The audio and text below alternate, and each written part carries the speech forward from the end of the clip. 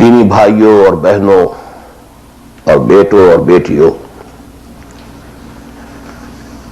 میری آج کی گفتگو کا عنوان جو پہلے سے طے ہے، نجات کی راہ۔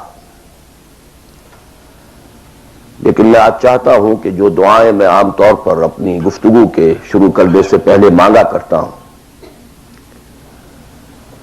ان کی طرف خصوصاً توجہ آپ کی مبذول کرا دوں۔ اللہم ربنا الہمنا رشدنا واعذنا من شرور انفسنا۔ اے اللہ ہمیں ہر اس بات کا الہام کر دے، ہمارے دلوں میں ہر وہ بات ڈال دے جو ہمارے رشد کی، ہدایت کی، فوز کی، کامیابی کی، فلاح کی ہو۔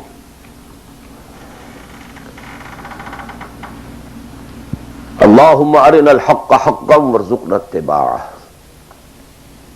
اے اللہ ہمیں حق کو حق دکھا، ہم اس میں دھوکہ نہ کھا جائیں، مغالطے میں نہ مبتلا ہو جائیں، اور اسے قبول کرنے کی، اختیار کرنے کی ہمیں توفیق عطا فرما۔ محض حق کو سمجھ لینا کافی نہیں ہے، بلکہ الٹا نقصان دہ ہے اگر اسے اختیار کرنے کے لیے انسان تیار نہ ہو۔ اللہم ارنا الحق حقا وارزقنا اتباعہ وارنا الباطل باطلا وارزقنا اجتنابہ۔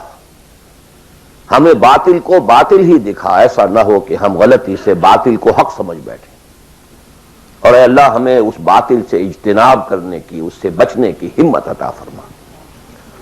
اللہم وفقنا لما تحب وترضى، اور اے اللہ ہمیں ہر اس کام کی توفیق عطا فرما جو تجھے پسند ہے اور جن سے تو راضی ہوتا ہے۔ یہ دعائیں آپ میں سے ہر شخص اچھی طرح شعوری طور پر اس وقت اپنے دل میں مانگ لیں اور پھر میری گفتگو کو سماعت فرمائیں۔ نجات کا لفظ جو میں نے استعمال کیا ہے وہ ان کئی الفاظ میں سے سب سے نچلی سطح کا لفظ ہے جنہیں قرآن مجید کامیابی کے لیے استعمال کرتا ہے۔ بہت سے الفاظ آپ نے سنے ہوں گے، فوز، اولئک هم الفائزون، وہ کامیاب لوگ ہیں۔ رشد، اولئک هم الراشدون، وہ لوگ ہیں کہ جو بڑے نصیب والے ہیں۔ فلاح، اولئک هم المفلحون، وہ ہیں اصل میں کہ جنہوں نے بلند ترین کامیابی حاصل کر لی۔ سعادت، فَأَمَّا الَّذِينَ سُعِدُوا، ان میں سب سے نیچے کا لفظ ہے نجات۔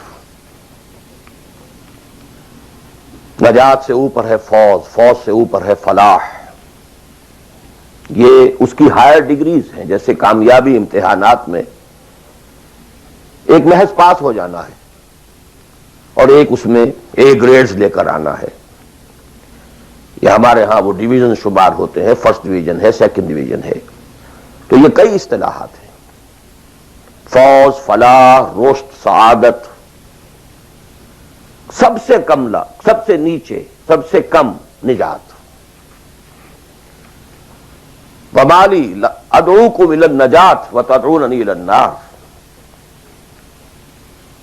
تو کم سے کم جو کامیابی کی شرائط اسلام میں ہیں، آج ہمیں ان پر گفتگو کرنی ہے۔ اللہ تعالی ہمیں اس سے اوپر بڑھنے کی توفیق دے، رشد اور فوز اور فلاح کی منزلوں سے ہم کنار فرمائے۔ لیکن ظاہر بات ہے کہ یہ تمام منزلیں بعد میں ہیں، پہلے کامیابی تو ہو۔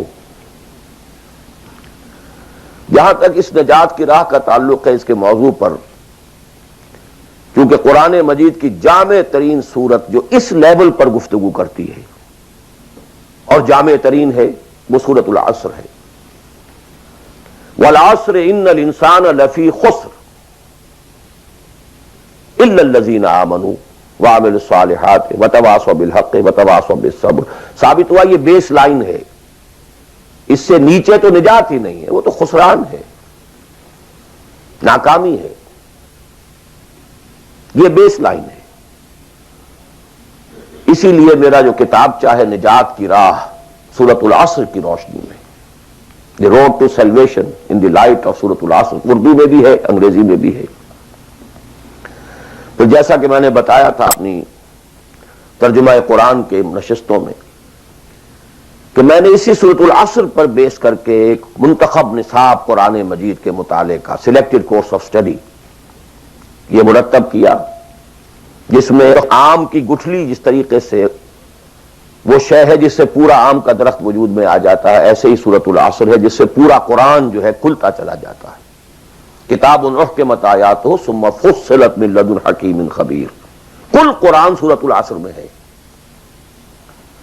اس پر میرے آڈیوز ہیں، ویڈیوز ہیں، پورا منتخب نصاب بھی سمجھیے سورۃ العصر کی تفسیر ہے۔ بہرحال اس موضوع پر میں نے گزشتہ 35 سالوں میں لا تعداد مرتبہ گفتگو کی، لیکن آج میں ذرا ایک مختلف زاویے سے، مختلف اسلوب میں، باتیں وہی ہیں، حق تو ایک ہے، جہنم ایک ہی ہوگی، اس کے اندر داخلے کے دروازے لہا سبعۃ ابواب، جنت ہے اس سے داخلے کے دروازے مختلف ہیں، حق ایک ہے، لیکن اپروچ اس تک جانے کے لیے راستے ہیں بہت سے۔ تو میں آج ذرا ایک مختلف اسلوب سے وہی باتیں آپ کے سامنے دہراؤں گا۔ مختلف اسلوب کا فائدہ ہوتا ہے، جس بات کو انسان ایک خاص انداز سے سنتے رہنے کا عادی ہو جائے پھر اس پر توجہ نہیں کرتا۔ بہت مرتبہ سنی ہے یہی بات ہے، لیکن ذرا سا اسلوب بدل دیجئے تو ذہن جو ہے وہ بیدار ہو جاتے ہیں اور ایک نئی آمادگی پیدا ہو جاتی ہے بات کو سمجھنے کے لیے۔ اسی لیے وہ بڑا پیارا مصرع ہے کہ ایک پھول کا مضمون ہو تو 100 رنگ سے باندھوں۔ بات تو ایک ہی پھول کو ڈسکرائب کرنا ہے، لیکن اس کو اس طرح سے کروں، اس طرح سے کروں، ایسے کروں، اور اسی کو قرآن مجید نے استعمال کیا۔ یہ اصل اسلوب قرآن کا ہے، کذالک نصرف الآیات، تصریف الآیات، آیات کو گردش دینا۔ ایک آیت میں ایک مضمون پہلے ہے، دوسرا بعد میں ہے، دوسری آیت میں دوسرا مضمون جو ہے وہ پہلے آ گیا ہے اور پہلا جو ہے وہ بعد میں لے آئے۔ یا ایھا الذین آمنوا کونوا قوامین بالقسط شہداء للہ، یہ سورہ نساء میں ہے۔ یا ایھا الذین آمنوا کونوا قوامین للہ شہداء بالقسط، یہ آپ کو سورہ مائدہ میں مل جائے گا۔ لیکون الرسول شہیدا علیکم وتکونوا شہداء علی الناس، یہ سورہ حج میں ہے۔ لتکونوا شہداء علی الناس ویکون الرسول علیکم شہیدا، یہ سورہ بقرہ میں ہے۔ تصریف الآیات، کذالک نصرف الآیات۔ تو میں آج کوشش کر رہا ہوں تصریف آیات کے اس اسلوب کو کسی درجے میں، قرآنی اسلوب ہے، اس کو کاپی کرنا بھی آسان نہیں ہے، کوشش کروں گا اس سے اپنی وہی بات جو آپ میں سے بہت سے حضرات کے سامنے اس سے پہلے بہت مرتبہ آ چکی ہوگی، لیکن نئے اینگل سے۔ وہ اینگل کیا ہے؟ اللہ کا، دین کا ایک ہی تقاضا ہے انسان سے، وہ تقاضا جس کے بارے میں ہم کہہ سکتے ہیں کہ 100 بات کی ایک بات، ایک بات۔ جیسے اردو کا ایک محاورہ ہے، ہاتھی کے پاؤں میں سب کے پاؤں، وہ اتنا چوڑا پاؤں ہے کہ وہ سب پاؤں رکھ دیں تو اس میں آ جائیں۔ اس طریقے سے ایک بدو صحابی آئے تھے حضور سے، انہوں نے ایک سوال کیا تھا کہ مجھے کل دین کی بات ایک جملے میں سمجھا دیجئے۔ آپ نے فرمایا ہاں ٹھیک ہے، آؤ، قل آمنت باللہ ثم استقم، دیٹس آل، اللہ پر کہو کہ میں اللہ پر ایمان لایا، پھر اس پر جم جاؤ۔ اسی طرح آج میں آپ سے دین کا کل تقاضا، اللہ کا کل مطالبہ، اور میرے ذہن میں وہ آیت آ رہی ہے کلا لما یقض ما امرہ، ہم نے ایک ہی تقاضا انسان سے کیا، اس نے اس کو پورا نہیں کیا۔ اور میرے ذہن میں اس وقت ایک سین آ رہا ہے، وہ جو پکچر بنائی گئی تھی حضور کی سیرت پر، the messenger of Allah, the messenger of God perhaps, اس میں دکھایا گیا ہے کہ ابو طالب بستر وفات پر ہیں، آخری وقت ہے، قریش کا وفد آیا ہے الٹیمیٹم لے کر کے، ابو طالب اب ہمارا صبر کا پیمانہ لبریز ہو گیا، یا تو اپنے بھتیجے کو روک لو ورنہ پھر آئیے اوپن، پھر ایک اوپن چیلنج ہے، کھلے میدان میں مقابلہ کیجیے۔ ایک جملہ اس وقت اس پکچر میں ہے جو کہا ابو طالب نے، one word, my nephew demands from you only one word. اس نے تم سے کیا تقاضا کیا ہے؟ تم سے دولت نہیں مانگی، تم سے مال نہیں مانگا، تم سے حکومت نہیں مانگی، کچھ بھی تو نہیں مانگتا، وہ ایک بات مانگتا ہے، ایک کلمہ تک مانگتا ہے۔ ابو جہل نے فوراً ریٹارٹ کیا، the one word he demands demolishes all the gods. وہ ایک بات اس کی ایسی ہے کہ جو ہمارے سارے معبودوں کا تیا پانچا کر کے رکھ دیتی ہے، ختم کر دیتی ہے۔ وہ ایک بات، دین تو ایک بات ہے۔ اسی انداز میں آپ کو بتا رہا ہوں کہ اللہ کا کل تقاضا، دین کا کل تقاضا ایک لفظ میں ہے، وہ لفظ ہے عبادت۔ تمام انبیاء کی دعوت آپ قرآن مجید میں مختلف مکی صورتوں میں پڑھیں گے، ان اعبدوا اللہ ما لکم من الہ غیرہ، اللہ کی عبادت کرو، تمہارا اس کے سوا کوئی الہ، کوئی معبود نہیں۔ خود قرآن کی دعوت صرف اس فرق کے ساتھ کہ پہلے انبیاء کہتے تھے یا قوم اعبدوا اللہ، اے میری قوم کے لوگوں اللہ کی عبادت کرو، اللہ کی بندگی کرو۔ حضور چونکہ بھیجے گئے پوری نوع انسانی کے لیے، تو یہاں خطاب ہے یا ایھا الناس اعبدوا ربکم الذی خلقکم والذین من قبلکم لعلکم تتقون۔ اے لوگو، اے بنی آدم، بندگی کرو، پرستش کرو اپنے رب کی جس نے تمہیں پیدا کیا۔ سورہ ذاریات میں فرمایا وما خلقت الجن والانس الا لیعبدون، تمہاری غایت تخلیق ہی یہ ہے، ہم نے تمہیں پیدا ہی اس لیے کیا ہے کہ تم ہماری بندگی کرو، ہماری عبادت کرو۔ اور وہی 100 بات کی ایک بات حضرت یوسف نے اپنے قید خانے کے ساتھیوں سے کہی تھی، ان الحکم الا للہ امر لا تعبدوا الا ایاہ ذلک الدین القیم۔ ایک جملے میں کل دین قیم ہے، مکمل دین ہے، اس کے سوا کسی اور کی عبادت اور بندگی نہ کرو۔ ایک لفظ ہے، ایک تقاضا ہے، ہم پورا کر دیں تو نجات بھی ہے، فوز بھی ہے، فلاح بھی ہے، رشد بھی ہے، سعادت بھی ہے، ہدایت بھی ہے، سب کچھ۔ لیکن اب یہ کہ یہ عبادت ہے کیا؟ عبادت کے 5 اجزاء، بلکہ اجزاء کا لفظ میں نے غلط شمار کیا، استعمال کیا، 2 تو ہے لازمی اجزاء، لازمی،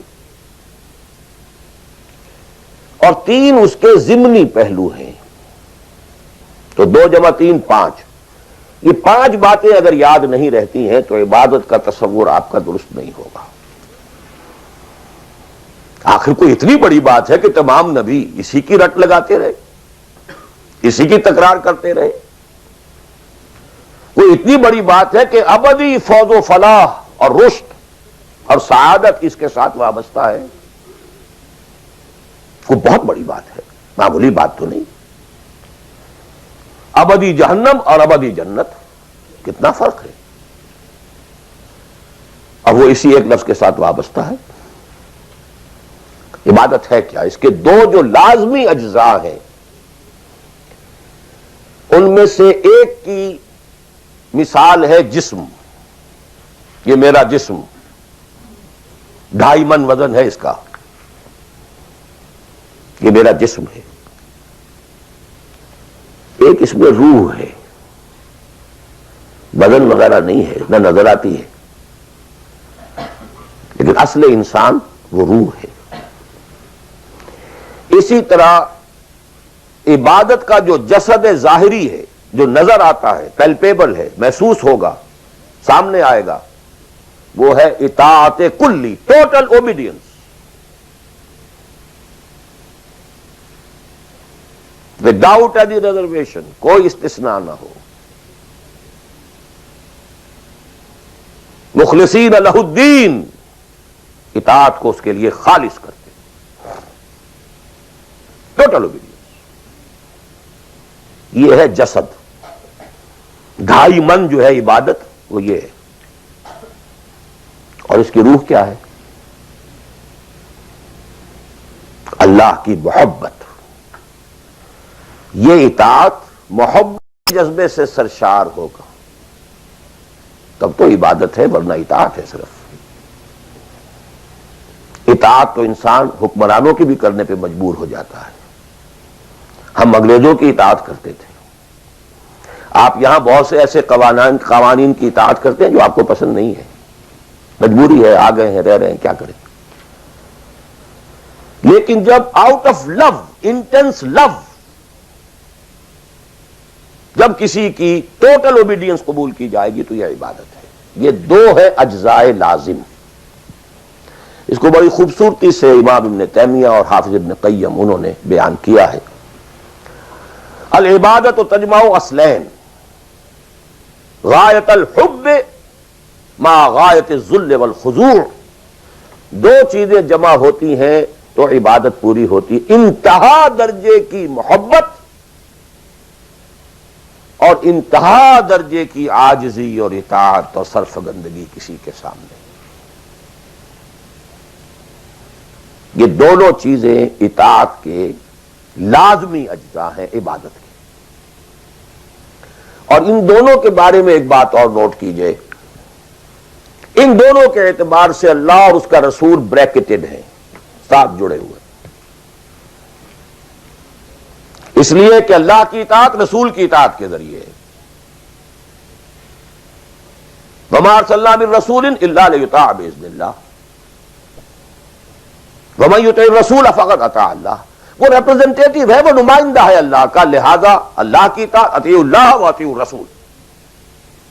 اطاعت میں یہ دونوں بریکٹڈ ہیں۔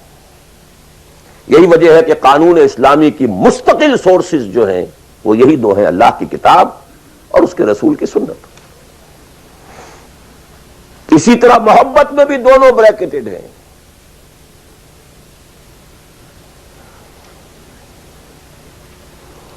اللہ کی محبت، اس کے رسول کی محبت۔ والذین آمنوا اشد حبا للہ، شدید ترین، اشد۔ ایمان کا لازمی تقاضا یہ ہے کہ شدید ترین محبت آپ کے دل میں اللہ سے ہو۔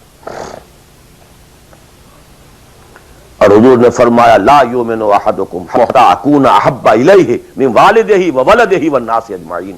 تم میں سے کوئی شخص مومن ہو ہی نہیں سکتا جب تک کہ میں اسے، اس کے باپ، اس کے بیٹے اور تمام انسانوں سے زیادہ محبوب نہ ہو جاؤں۔ اطاعت اور محبت میں دونوں بریکٹڈ ہیں، اللہ کی اطاعت، رسول کی اطاعت، اللہ کی محبت، رسول کی محبت۔ بلکہ ایک نقطہ اور نوٹ کر لیجئے، نظری طور پر بالا تر اطاعت اللہ کی ہے اور بالا تر محبت اللہ کی ہے، اور دوسرے درجے میں اطاعت رسول کی ہے اور دوسرے درجے میں محبت رسول کی ہے۔ عملاً ایک ہے نظری چیز، ایک ہے عملاً۔ عملاً اصلت اطاعت رسول کی ہے، اللہ کے اطاعت اس کے تابع ہے۔ کیوں؟ اللہ کا حکم بھی تو رسول نے دیا ہے، وہ بھی رسول کے منہ سے ہمیں اب تک پہنچا ہے۔ بمصطفیٰ برسا خیش را کے دی ہماؤس، اگر بہو نہ رسیدی تمام بولا بیس۔ تو اطاعت تو بن گئی رسول کی، اصلاً رسول ہی نے بتایا اللہ کا یہ حکم آیا تو ہم مان رہے۔ اسی طرح بڑا پیارا مصرع ہے اقبال کا، از خدا محبوب تر گردد نبی، اللہ سے بھی کہیں زیادہ محبوب ہو جاتا ہے اللہ کا نبی۔ اس کی وجہ بھی ہے، اللہ کا ہم کیا تصور کریں، اللہ کی فیلنگز کا ہمیں کیا اندازہ ہو سکتا ہے؟ کوئی فیلنگز ہے کیا ہے؟ رسول کو ہم ایک ہیومن بینگ کی حیثیت سے ویژولائز کر سکتے ہیں۔ رسول کو بھی چوٹ لگی تھی، دل پر چوٹ لگی تھی۔ رسول کے پاس بھی بیٹی آئی تھی، بڑی پیاری بیٹی فاطمہ تو بضعۃ منی. ابا جان اب تو عام لوگوں کے ہاں بڑی فراوانی ہو گئی ہے. ذرا یہ دیکھیے میرے ہاتھوں پر گٹے پڑے ہوئے ہیں چکی پیسنے کی وجہ سے, میرے کندھے کے اوپر نشان پڑ گئے ہیں, مشکیزے میں پانی بھر کر لاتی ہوں. مجھے بھی کوئی کنیز کوئی غلام عنایت ہو جائے. ہم پوری طرح ویژوائز کر سکتے ہیں کیا فیلنگ ہوگی محمد کی اس وقت صلی اللہ علیہ وسلم.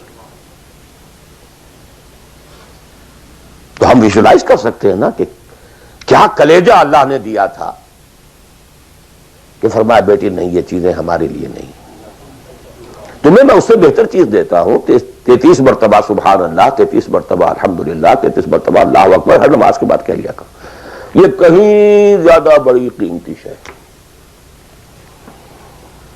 ہم محسوس کر سکتے ہیں کہ رسول کے دل پر کیا بیتی تھی جب حضرت حمزہ کی اعضا بریدہ لاش سامنے آئی ہے کہ ناک کٹی ہوئی ہے, کان کٹے ہوئے, پیٹ چاک ہے, کلیجہ باہر نکلا ہوا, اسے چبایا گیا. But what is feelings؟ اور کیا پہاڑ جیسا دل اللہ نے دیا تھا, کیسے جبر کیا ہے, کیسے صبر کیا ہے. اگرچہ ایک وقت میں آ کر بات ظاہر ہو گئی جب مدینے میں واپس پہنچے ہیں اور انصار کے گھروں سے عورتوں کے بین کرنے کی, ماتم کرنے کی آوازیں آئیں تو الفاظ نکل گئے اما حمزہ تو فلا بواکی لہو, ہائے حمزہ کے لیے تو کوئی رونے والی بھی نہیں ہے. حمزہ مہاجر ہے یہاں, حمزہ کا کون رشتہ دار, کون عورتیں رشتہ دار ہیں اس کی جو اس کا ماتم کریں گی. ہاں مکے میں ہوتا حمزہ عبد المطلب کا بیٹا اور یہ حادثہ ہوا ہوتا تو پورے مکے میں کوہرام ہوتا. آخر فیلنگز تھے کہ نہیں. اس لیے از خدا محبوب تر گردد نبی. بہرحال یہ دو چیزیں میں نہیں چاہتا کہ بات زیادہ دور نکلے, کلیئر کٹ ہمیں آگے چلنا ہے. ایک تقاضا 100 بات کی ایک بات, عبادت کرو خالصتاً اللہ کی. عبادت کے 2 اجزاء لازم, اطاعت کلی absolute obedience, total obedience without any reservations, without any exceptions, کوئی استثناءات نہ ہو. زندگی کا ہر گوشہ, زندگی کا ہر پہلو, ظاہری ہو باطنی ہو, داخلی ہو خارجی ہو, انفرادی ہو اجتماعی ہو, عائلی ہو قومی ہو سیاسی ہو, ہر اعتبار سے اللہ کی اطاعت. اور یہ اطاعت ہو اللہ کی محبت کے جذبے سے سرشار ہو کر, اور ان دونوں چیزوں میں اللہ کے ساتھ نظری طور پر ثانوی طور پر عملاً اولاً محبت رسول اور اطاعت رسول شامل ہے. 3 چیزیں ضمنی ہیں, اور یہ ضمنی چیزیں ایکسکلوسیو اللہ کے لیے, خالص اللہ کے, یہ رسول کے لیے نہیں. نمبر 1 تعظیم کے کچھ مظاہر ہیں, سجدہ کرنا, قنوت, تعظیماً کسی کے سامنے کھڑے ہونا ہاتھ باندھ کر کندھے جھکا کر, یہ قنوت کہلاتا ہے. کھڑے ہونا تعظیماً, جھکنا تعظیماً, جس میں رکوع بھی ہے سجدہ بھی ہے, مطلقاً حرام کسی کے لیے بھی نہیں, یہ صرف اللہ کی. یہ مینیفیسٹیشنز ہیں اس کی, عبادت کا مظہر ہے. فقوموا للہ قانتین, اللہ کے سامنے کھڑے رہا کرو, سجدہ کرو. یہ اللہ کے سوا کسی کے, ذرا مجھے ایک گلاس پانی لا دیجئے, مجھے ذرا یہ کر دیجئے, معلوم ہے پانی ہے یہ جائے گا لے آئے گا, لیکن بالغیب مدد کسی سے مانگنا, استغاثہ کسی سے کرنا, استعانت کسی سے کرنا حرام ہے. عبادت کو 0 سے ضرب دے کر 0 کر دیتا. نمبر 3 اخلاص و احتساب, صرف اللہ, جو نیک کام کرے صرف اس کی خوشنودی کے لیے. یہاں تک کہ حضور کے سامنے ایک صحابی ایسے ہی محاورے میں رواں روی میں کہہ بیٹھے ما شاء اللہ و ما شئت، جو آپ چاہیں اور اللہ چاہے. فوراً ڈانٹ دیا اجعلتنی للہ ندًا، تم نے مجھے اللہ کا مد مقابل بنا دیا. مشیت صرف اس کی، وما تشاءون الا ان یشاء اللہ. کوئی نیک کام سوائے اس کی رضا جوئی کے لیے اگر کسی اور کے لیے کیا گیا، ریا ہے، سمعہ ہے، دکھاوے کے لیے ہے، شہرت کے لیے ہے، دنیا کمانے کے لیے ہے، لیڈری چمکانے کے لیے ہے، اقتدار حاصل کرنے کے لیے ہے، کوئی بھی اور مقصد اگر شامل ہوا، زیرو سے ضرب کھا کر پوری عبادت زیرو ہو جائے گی. احتساب، بدلے کی توقع صرف اللہ سے. یہ لفظ آپ خاص طور پر سنتے رہے ہوں گے ان دنوں بہت. من صام رمضان ایمانا واحتسابا غفر له ما تقدم من ذنبه ومن قام رمضان ایمانا واحتسابا غفر له ما تقدم من ذنبه ومن قام ليلة القدر ایمانا واحتسابا. ایمان کے ساتھ احتساب کیوں آ رہا ہے؟ اس کا اجر و ثواب سوائے اللہ سے اور کسی سے توقع نہ ہو. یہ 5 چیزیں ہیں. جہاں تک اطاعت کا تعلق ہے اس میں ایک ایکسیپشن نوٹ کر لیجئے.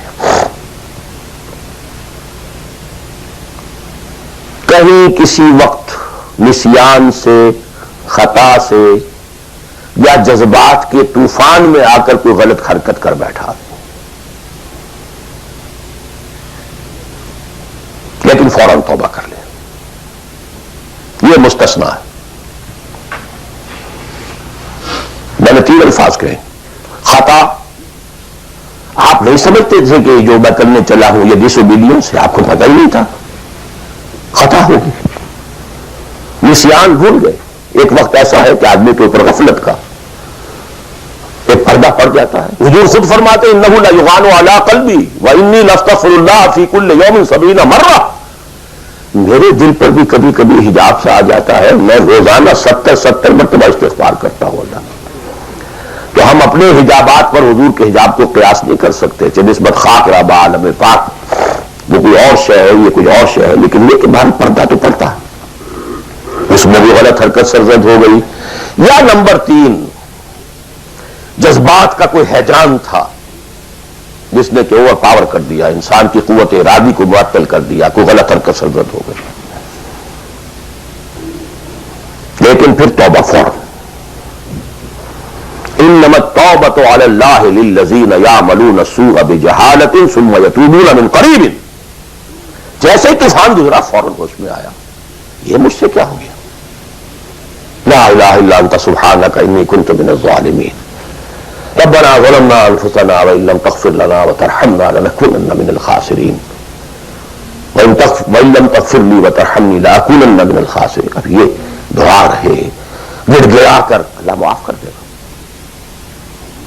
It will be written off. It will be expunged. محو کر دیا جائے گا. یکفر عنہ سیئاتہ، اس کے معنی یہی ہے. ہاں اس کے برعکس اگر ایک گناہ بھی جان بوجھ کر مستقلاً کرتے رہے، ایک، باقی ساری 99% عبادت ہو رہی ہے. ایک حرام شے کو اپنے لیے حلال ٹھہرا لیا، شعوری طور پر، ارادی طور پر، مداومت کے ساتھ اس کے اوپر ڈیرے جما لیے، وہ ایک گناہ جو ہے وہ پوری عبادت کو زیرو سے ضرب دے کر زیرو کر دے گا، اور خلود فی النار، آگ میں ہمیشہ رہنے کی وعید. بلا من کسب سیئۃ واحاطت بہ خطیئتہ فاولئک اصحاب النار هم فیہا خالدون. ان پوائنٹس کو اچھی طرح نوٹ کیجیے. خطا میں فرق ہے، گناہ میں فرق ہے. ایک گناہ غیر شعوری طور پر ہو گیا، خطا سے ہو گیا، نسیان سے ہو گیا، وقتی طوفان جذبات کا، کسی ایسی محفل میں تھے، مجلس میں تھے، کھو گئے، غلطی ہو گئی، فوراً متنبہ ہو گئے، فوراً. یہ اور ہے. جیسے کہ آدمی، مجھے اچھی طرح یاد ہے ایک مرتبہ، اور میں بھولتا نہیں اس واقعے کو، میں میڈیکل کالج میں پڑھ رہا تھا تو سائیکل پر جا رہا تھا کالج، اور سلپری تھی روڈ. جب سائیکل سلپ کرتی ہے تو پتہ نہیں چلتا میں کب گر گیا. گرا ہوں لیکن مجھے پتا اس وقت چلا جب اٹھ چکا تھا میں کہ میں گرا تھا، کیونکہ آدمی وہ پڑا نہیں رہتا، فوراً اٹھتا. یہ جو ہے فوراً اٹھنا، ثم یتوبون من قریب، یہ بھی بعد میں معلوم ہوتا کہ میں گرا تھا جبکہ اٹھ چکا ہوتا آدمی، اتنا انسٹنٹینیس ہوتا ہے معاملہ. یہ ہے یتوبون من قریب، اور اس کو اللہ نے اپنے ذمے، انما التوبۃ علی اللہ، اللہ کے ذمے ہے یہ کہ وہ ایسے شخص کی توبہ قبول کرے. انما التوبۃ علی اللہ للذین یعملون السوء بجہالۃ ثم یتوبون من قریب. بہرحال یہ ایک اس کی ضمنی بات تھی کہ اطاعت کلی کے ضمن میں ان دونوں چیزوں کو ذہن میں رکھیے. گناہ کا ہو جانا،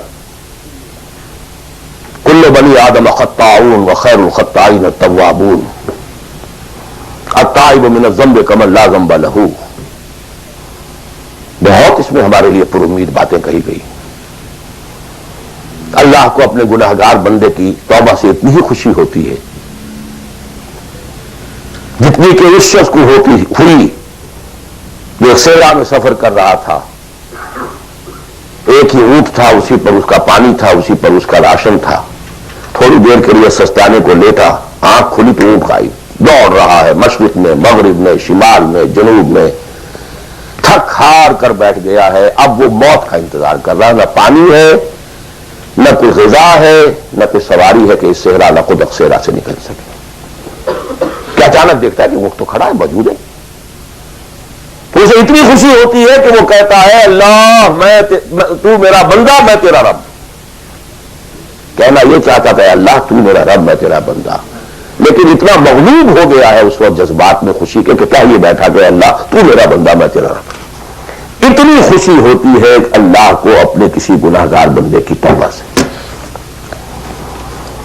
یہ جو ہے وہ مسئلہ عارضی، فوری، لا علمی، جہالت، طوفان یا کسی ماحول کے فوری اثر کے تحت کوئی غلطی ہو گئی فوراً توبہ کی. لیکن یہ کہ اگر جان بوجھ کر کانشیس ڈسیژن ایک حرام شے کو بھی اگر مستقلاً اختیار کر لیا، بلا من کسب سیئۃ واحاطت بہ خطیئتہ فاولئک اصحاب النار هم فیہا خالدون. اب آئیے نیکسٹ، میں جسے آج ایک نیا اینگل کہہ رہا ہوں وہ کیا ہے. دیکھیے اطاعت کے دو پہلو ہیں، انفرادی اور اجتماعی.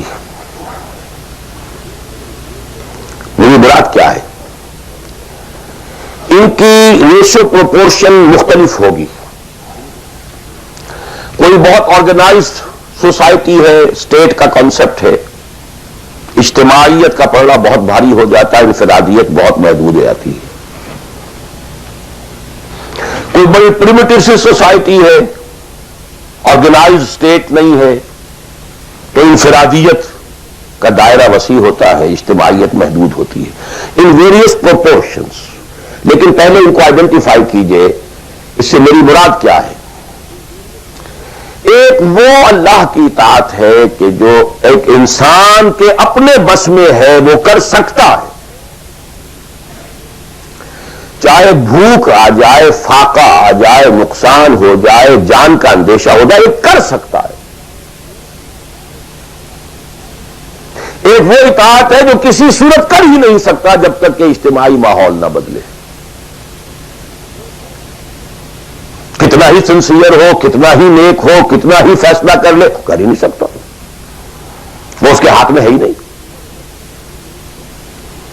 ایک ریاست ہے، آرگنائز اسٹیٹ ہے، اس کا لا ہے، آپ اس میں رہ رہے ہیں تو وہی قانون چلے گا. آپ کے بس میں نہیں ہے. آپ کا بیٹا فرض کیجئے خدا نہ خواستہ زنا کرے تو آپ سے رجم نہیں کر سکتے، چاہے آپ کا بیٹا ہے. یہ ہے وہ پاور، وہ اتھارٹی. آپ کا اپنا بیٹا اپنی بیٹی چوری کر لے، آپ ہاتھ نہیں کاٹ سکتے. مجھے یاد آ رہا ہے لو ان فاطمہ بنت محمد سرقت، بالفرض ہی کہہ رہا ہوں نا میں بھی، مفروضے کے طور پر آپ نہیں ہاتھ کاٹ سکتے. ایک معاشرہ ہے جس کے اندر پوری معیشت جو ہے سود کے اوپر ہے.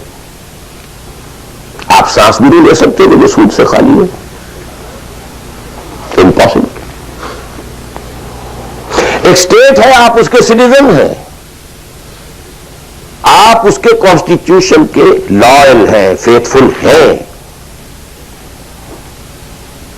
تو جیسا کہ میں نے کہا تھا, آرگنائز سوسائٹی اسٹیٹ میں یہ دائرہ بہت بڑھ جاتا ہے.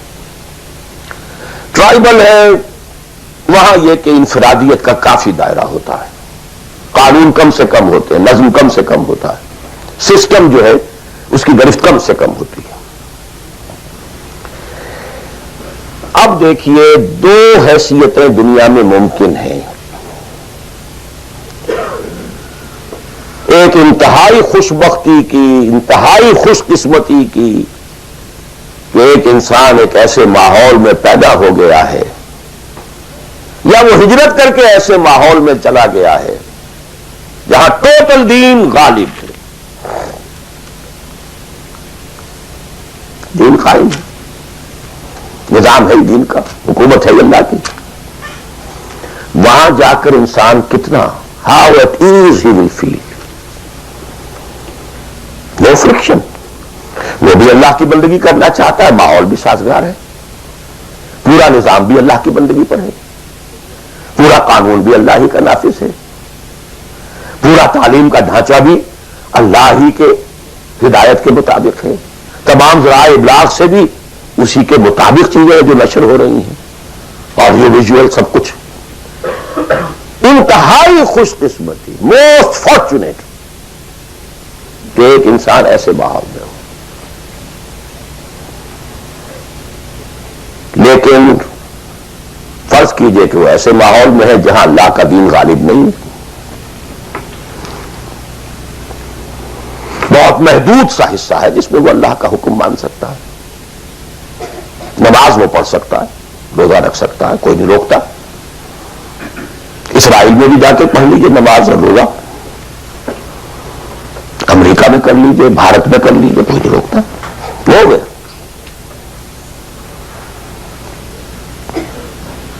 لیکن باقی ویرینگ ڈگریز میں ہوگا یہ کہ زندگی کا 75%, 80%, 50%, 60% وہ باطل کے قبضے میں ہے. تو وہ بھی تو 50%, 60% کافر ہے. is a part and parcel of that environment, of that system. قرآن کے تینوں فتوے اس پر بھی تو لگ رہے ہیں. من لم يحكم بما انزل الله فاولئك هم الكافرون ومن لم يحكم بما انزل الله فاولئك هم الفاسقون ومن لم يحكم بما انزل الله فاولئك هم الظالمون. وہی ظالم ہے, اور ظالم سے مراد مشرک. ان الشرک لظلم عظیم, وہی کافر ہیں. بتوں سے تجھ کو امید ہے, خدا سے نا امیدی. مجھے بتا تو صحیح اور کافری کیا ہے. وہ کہتے کس ہے؟ وہی تو فاسق ہے, ناہنجار ہے, باغی ہے. ویرنگ ڈگریز کے اندر جتنا بھی اس نظام کی گرفت ہے, اس درجے میں ہر وہ شخص کافر اور ظالم اور مشرک ہے جو اس ماحول میں رہ رہا ہے. ان دونوں حالتوں میں دین کے تقاضے بالکل ایک دوسرے کے برعکس ہو جاتے ہیں. اب یہ پوائنٹ ہے جو میں چاہتا ہوں آج, I want to hammer it.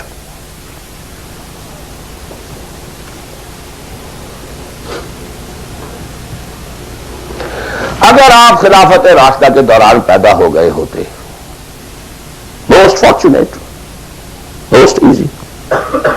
دین قائم ہے, اللہ کے احکام جاری ہیں, سارا نظام وہی ہے, دی ہول اسٹیٹ کرافٹ وہ اسلام کی بنیاد پر کام کر رہا ہے. آپ ایک سٹیزن ہیں, آپ کے لیے تقرب بالنوافل کے درجے کھلے ہوئے ہیں. فرض تو پورے ہیں یہاں, نفل نماز پڑھیے, نفل علم حاصل کیجئے, نفل روزے رکھتے چلے جائیے, نفلی چلے کیجئے, جو چاہیے کیجئے, تقرب بالنوافل. اور اس تقرب بالنوافل کا درجہ یہاں تک اونچا ہو سکتا ہے, وَيَتَقَرَّبُ إِلَيَّ عَبْدِي بِالنَّوَافِلِ یتقون، میرا بندہ نوافل کے ذریعے سے میرا تقرب حاصل کرتا جاتا ہے، کرتا جاتا ہے، کرتا جاتا ہے، یہاں تک کہ میں اس کی آنکھیں بن جاتا ہوں جن سے وہ دیکھتا ہے، اس کے کان بن جاتا ہوں جن سے وہ سنتا ہے، اس کے ہاتھ بن جاتا ہوں جن سے وہ پکڑتا ہے، اس کے پاؤں بن جاتا ہوں جن سے وہ چلتا ہے۔ حدیث قدسی، اور سارے وہابی بھی مانتے ہیں اس کو، یہ نہ سمجھیے کہ یہ کسی صوفی کی بڑھ ہے، حدیث صحیح عند کل المحدثین۔ اللہ ہاتھ بن جاتا ہے آپ کا، اللہ پاؤں بنتا ہے آپ کا، اللہ آنکھ بنتا ہے آپ کی، اللہ کان بنتا ہے۔ یہ بہت اونچی بات ہے، بہت اونچی بات ہے، بہت اونچی بات ہے، لیکن یہ تقرب بالنوافل کا درجہ کہاں آئے گا؟ جہاں آپ ایک اسلامی نظام کے تحت سانس لے رہے ہیں، جہاں وہ اسلامی نظام نہیں ہے، پہلا فرض تن من دھن اس نظام کو بدلنے کے لیے لگا دینا۔ اگر یہ نہیں ہے تو نماز نہیں ہے، منہ پر دے ماری جائے گی۔ میں جو کچھ کہہ رہا ہوں علی وجہ البصیرت کہہ رہا ہوں، میری پوری زندگی کے مطالعے کا نچوڑ ہے۔ نماز منہ پر دے ماری جائے گی، روزے منہ پر دے مارے جائیں گے۔ You reconcile yourself to that system, یہ میری بغاوت کے اوپر مبنی تھا۔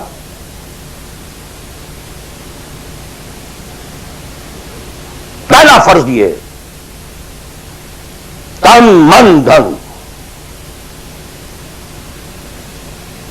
You can not reconcile with that system, you can not accept that system.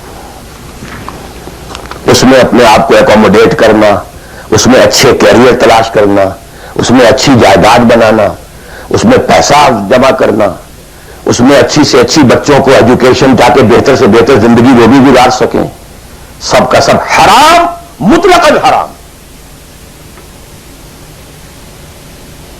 پہلا کام یہ ہے اپنی جان، اپنا مال، اپنا تن، اپنا دھن سب اللہ کے دین کے لیے خرچ کرو۔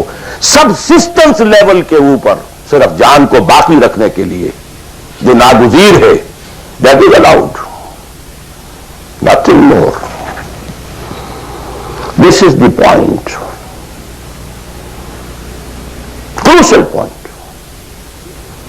اب ہمارے سامنے حدیثیں ہوتی ہیں، وہ سارے فضائل کی کتابیں ہیں اور یہ ہیں جن کا تعلق اس ماحول سے تھا جبکہ دین قائم ہو چکا تھا۔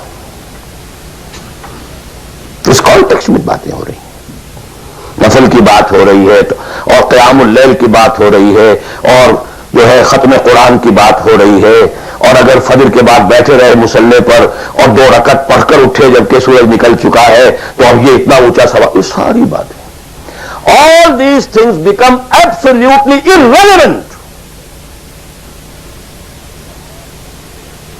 The deciding factor is دین غالب ہے، ٹھیک ہے، چلو نوافل کی طرف، قرات کی طرف چلو، جتنا آگے سے آگے یتقرب الی العبد بالنوافل، ورنہ تقرب بالفرائض پہلے فرض کرنے ہوں گے، اور فرضوں میں پہلا فرض جہاد ہے۔ Now please note this word, جہاد اصل میں اس جد و جہد کا جامع عنوان ہے، your struggle against that system۔ لہذا انما المؤمنون الذين آمنوا بالله ورسوله ثم لم يرتابوا وجاهدوا باموالهم وانفسهم في سبيل الله۔ Integral part of the definition of a مومن۔ اگر زندگی اس سے خالی ہے یا اتنی ہے، بس جتنی ہو جائے نفل کے درجے میں، اصل وقت اصل دھارا بہ رہا ہے دنیا کی طرف، دنیا کے حصول کے لیے، جتنا پھیل سکیں، جتنا پھل سکیں، جتنا پھول سکیں، جتنی جڑیں گہری جما سکیں، جتنا کچھ اولاد کے لیے چھوڑ کر بڑھ سکیں، جتنا اولاد کو زیادہ سے زیادہ دنیا کی سہولتیں دینے حاصل کرنے کے قابل بنا کر جا سکیں، ساری تو توانائیاں اور ساری قوتیں اور ساری صلاحیتیں اور سارے اوقات تو کپے ہوئے اس میں، اچھا آپ کو تھوڑا سا دین کا کام بھی، آخر دھوکہ تو اپنے آپ کو دینا ہی ہے نا.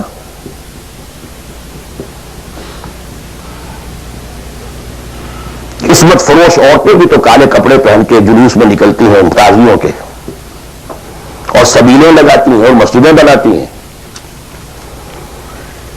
They have to deceive themselves. ڈاکو لوگ دیہات صفاق یتیموں اور بیواؤں کی سرپرستی کرتے تھے. ہمارے معاشرے میں جو بستہ الف بستہ بے کے ہنڈے ہوتے ہیں، ان کے ہاں بھی نیکی کا، پن کا، خیر کا کھاتا ہوتا ہے. اسی طرح کچھ مذہبی ایکٹیویٹی ہے. اصل شے یہ ہے کس ماحول میں رہ رہے ہیں. بہت خوش قسمت ہوتا میں اور آپ، پھر آپ اچھے سے اچھا پہنتے، کوئی اعتراض نہیں، اچھے سے اچھا کھاتے. قل من حرم زینۃ اللہ التی اخرج لعبادہ والطیبات من الرزق. خلافت راشدہ میں آپ رہ رہے ہیں، آپ حلال ذریعے سے کما رہے ہیں، آپ بہت اچھا کھائیے، بہت اچھا پہنیے، بلکہ اللہ چاہتا ہے کہ اس کی نعمت جو اس نے تمہیں دی ہے وہ تم پر ظاہر ہو. لیکن پلیز نوٹ دی کانٹیکسٹ. دین مغلوب ہو اور آپ اچھا پہننے اور اچھے کھانے کی فکر میں ہو. مجھے جملہ یاد آ رہا ہے حضرت ابو بکر کا رضی اللہ تعالی عنہ. تھوڑا سا مسئلہ ہوا تھا کہ لوگوں نے کہا کہ زکوٰۃ ہم دیں گے لیکن زکوٰۃ ریاست کو نہیں دیں گے، اپنے طور پر خرچ کریں گے. حضرت ابو بکر نے فیصلہ کیا ان کے خلاف جنگ کا. حضرت عمر جیسی شخصیت بھی مشورہ دے رہی ہے کہ دیکھیں نہیں، 2 فرنٹ پہلے ہم نے کھولے ہوئے ہیں. جیش اسامہ کو بھی آپ نے روکا نہیں کہ جائے، حضور نے تیار کیا تھا. پھر جو مرتدی ہو گئے، کسی اور کو نبی مان لیا، ان کے خلاف تو جنگ کرنی ہی کرنی ہے. لیکن یہ تو صرف نماز بھی پڑھ رہے ہیں اور یہ زکوٰۃ کا بھی انکار نہیں کر رہے، صرف ہمیں نہیں دے رہے ہیں. تو ان کے ساتھ ذرا مصلحت کا تقاضا یہ ہے کہ کچھ نرمی کی جائے. یہ بڑے پیارے الفاظ تھے. ایبدل الدین وانا حی. کیا دین میں تغیر کیا جائے گا جبکہ ابھی میں زندہ ہوں؟ خدا کی قسم اگر یہ حضور کے زمانے میں زکوٰۃ کے اونٹوں کے ساتھ ان کے باندھنے والی رسی بھی دیتے تھے، اور اب اگر یہ کہیں گے کہ اونٹ لے جاؤ رسی نہیں دیں گے، تب بھی میں قتال کروں گا، اور خدا کی قسم کوئی میرا ساتھ نہیں دے گا تو میں اکیلا جاؤں گا. اور اے عمر تمہیں کیا ہو گیا؟ تم جاہلیت میں تو بڑے سخت تھے، اسلام میں آ کر تم نرم ہو گئے ہو. یہ ڈانٹ ابو بکر پلا رہے ہیں عمر کو رضی اللہ تعالیٰ عنہ. تو اچھی طرح جان لیجیے. اب میں نہیں کہہ سکتا کہ میں کس طریقے سے اس کو بیان کروں، کیسے ٹھوک ٹھوک کر آپ کے ذہن میں اتار دوں. یہ ہے اصل شے. دین کا سارا اسٹرکچر ہی بالکل ریورس ہو جاتا. The whole value structure absolutely changes. دین غالب ہے تو وہ ساری باتیں ہیں جو ہم نے خوب یاد کی ہوئی ہیں. حاصل حقوق والدین بھی تو ہے نا، آخر بچوں کے حقوق بھی تو ہے نا. یہ حقوق والدین جو ہے ان مہاجرین کو یاد نہیں آئے جو اپنے ماں باپ کو چھوڑ کر مدینے پہنچ گئے تھے. یہ اولاد کے حقوق انہیں یاد نہیں آئے، بیویوں کے حقوق یاد نہیں آئے. وہ تو فینیٹسٹ تھے نا، پاگل تھے نا. مدینے کے منافقین نے انہیں سفہا کہا تھا، بے وقوف لوگ ہیں یہ. اَنُؤْمِنُ كَمَا آمَنَ السُّفَهَاءُ. These fools, these fanatics. یہ ساری حدیثیں آپ کو یاد ہیں.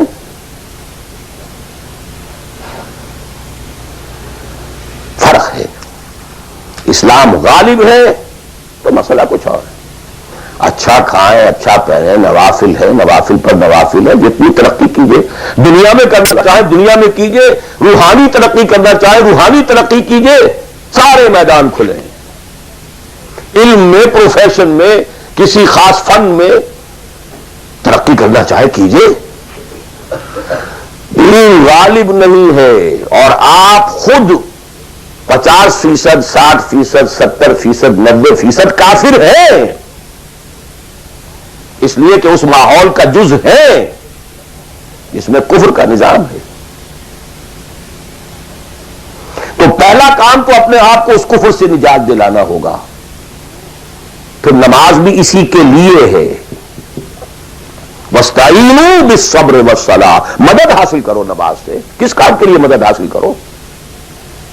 The mission to make the deen of Allah supreme. ان اقیموا الدین. نماز اس کے لیے سبسروینٹ ہے، اس کے لیے مدد ہے. روزہ اسی کے لیے جنگ کرنے کی صلاحیت پیدا کرنے کے لیے ہے. اس لیے 23ویں رکوع میں سورہ بقرہ کے روزے اور رمضان کے احکام میں 24ویں رکوع میں قتال شروع ہو گیا. قاتلوا فی سبیل اللہ الذین یقاتلونکم. اور عرب جو ہے وہ روزہ رکھواتے ہی صرف گھوڑوں کو تھے، خود تو رکھتے ہی نہیں تھے، کیونکہ گھوڑے کو استعمال کرتے تھے لوٹ مار میں، غارت گری میں، جنگوں میں.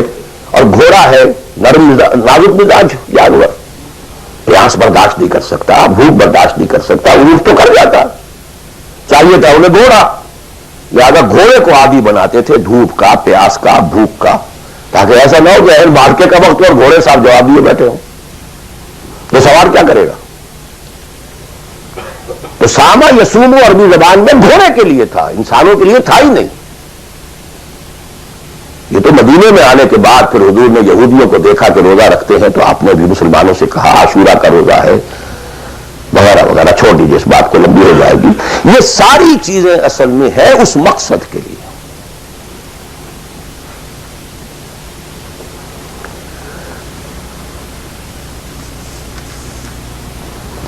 اب دیکھیے کہ اب پریکٹیکلی ہم آتے ہیں مسئلے کے اوپر. آئی ہوپ میں اس سے زیادہ میں کہہ نہیں سکتا. یہ ممکن نہیں ہے کہ میں اپنے احساسات کو جیسے کہ میرے ہیں آپ پر منتقل کر دوں. اور میں جانتا ہوں ایسے لوگوں کو جو 30 برس سے مجھے سن رہے ہیں اور یہ ساری باتیں سن رہے ہیں اور 10 سے بس نہیں ہوتے. زمین جنبت نہ جنبت گل محمد، ان کا وہی کانسیپٹ ہے. اس لیے کہ یہ کانسیپٹ 1400 برس میں جا کر جو ہے مکمل ہوا، پختہ ہو گیا. 30 برس تھے خلافت راشدہ کے، اس کے بعد ڈاؤن فال، کانسیپٹ سٹارٹڈ چینجنگ. دین مذہب بنتا چلا گیا، سارا ایمفیسس نماز روزے حج و عبادت پر ہو گیا، دین کا تصور ہی ختم. اور پھر ہم میں سے جو لوگ غلام رہے وہ تو اتنے خونگر ہو گئے کہ ملا کو جو ہے ہند میں سجدے کی اجازت نادا یہ سمجھتا ہے کہ اسلام ہے آزاد. بہت بڑے عالم دین نے کہا تھا یہ کہ ہمیں کوئی ایسا کام نہیں کرنا چاہیے جو ہمارے حکمرانوں کو، انگریزوں کو پریشانی کا موجب بن جائے، اس لیے کہ انہوں نے ہمیں مذہبی آزادی دی ہوئی ہے. ہمارے نماز پڑھنے پہ کوئی قدغن نہیں ہے، ہمارے روزہ رکھنے پہ قدغن نہیں ہے، حج کرنے پہ قدغن نہیں ہے. لہذا we should be loyal to them. ملا کو جو ہے ہند میں سجدے کی اجازت، نادا یہ سمجھتا ہے کہ اسلام ہے آزاد. یہ کانسیپٹ اتنے پختہ ہو چکے ہیں، اتنے پختہ ہو چکے ہیں. ریچولزم، رسومات رہ گئی، رسم ازاں روح بلالی نہ رہی، فلسفہ رہ گیا تلقین غزالی نہ رہی. نماز و روزہ و قربانی و حج یہ سب باقی ہے، تو باقی نہیں ہے.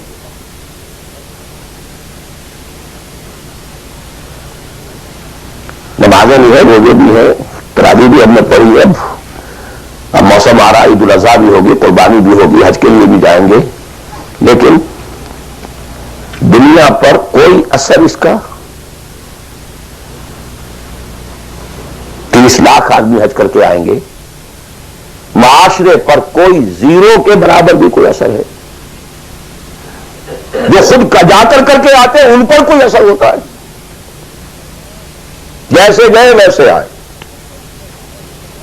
الٹا یہ کہ یہ اور کانفیڈنس لے آئے کہ پچھلے سارے گناہ معاف ہو گئے، اب اثر نو کرنے کی چھوٹ ہے. اسی وجہ سے اپنی اور میں اپنا 35 سال کا تجربہ آپ کو بتا رہا ہوں. اصل ڈسائسو پوائنٹ یہ، اس کو سمجھ لیں اگر تو آپ کا پورا تصور بدل جائے گا، ویلیو اسٹرکچر بدل جائے گا.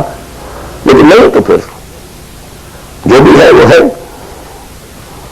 اب میں ایک عملی سوال کہہ رہا تھا کہ اس میں بڑا عملی سوال ہے، میں کیا کروں؟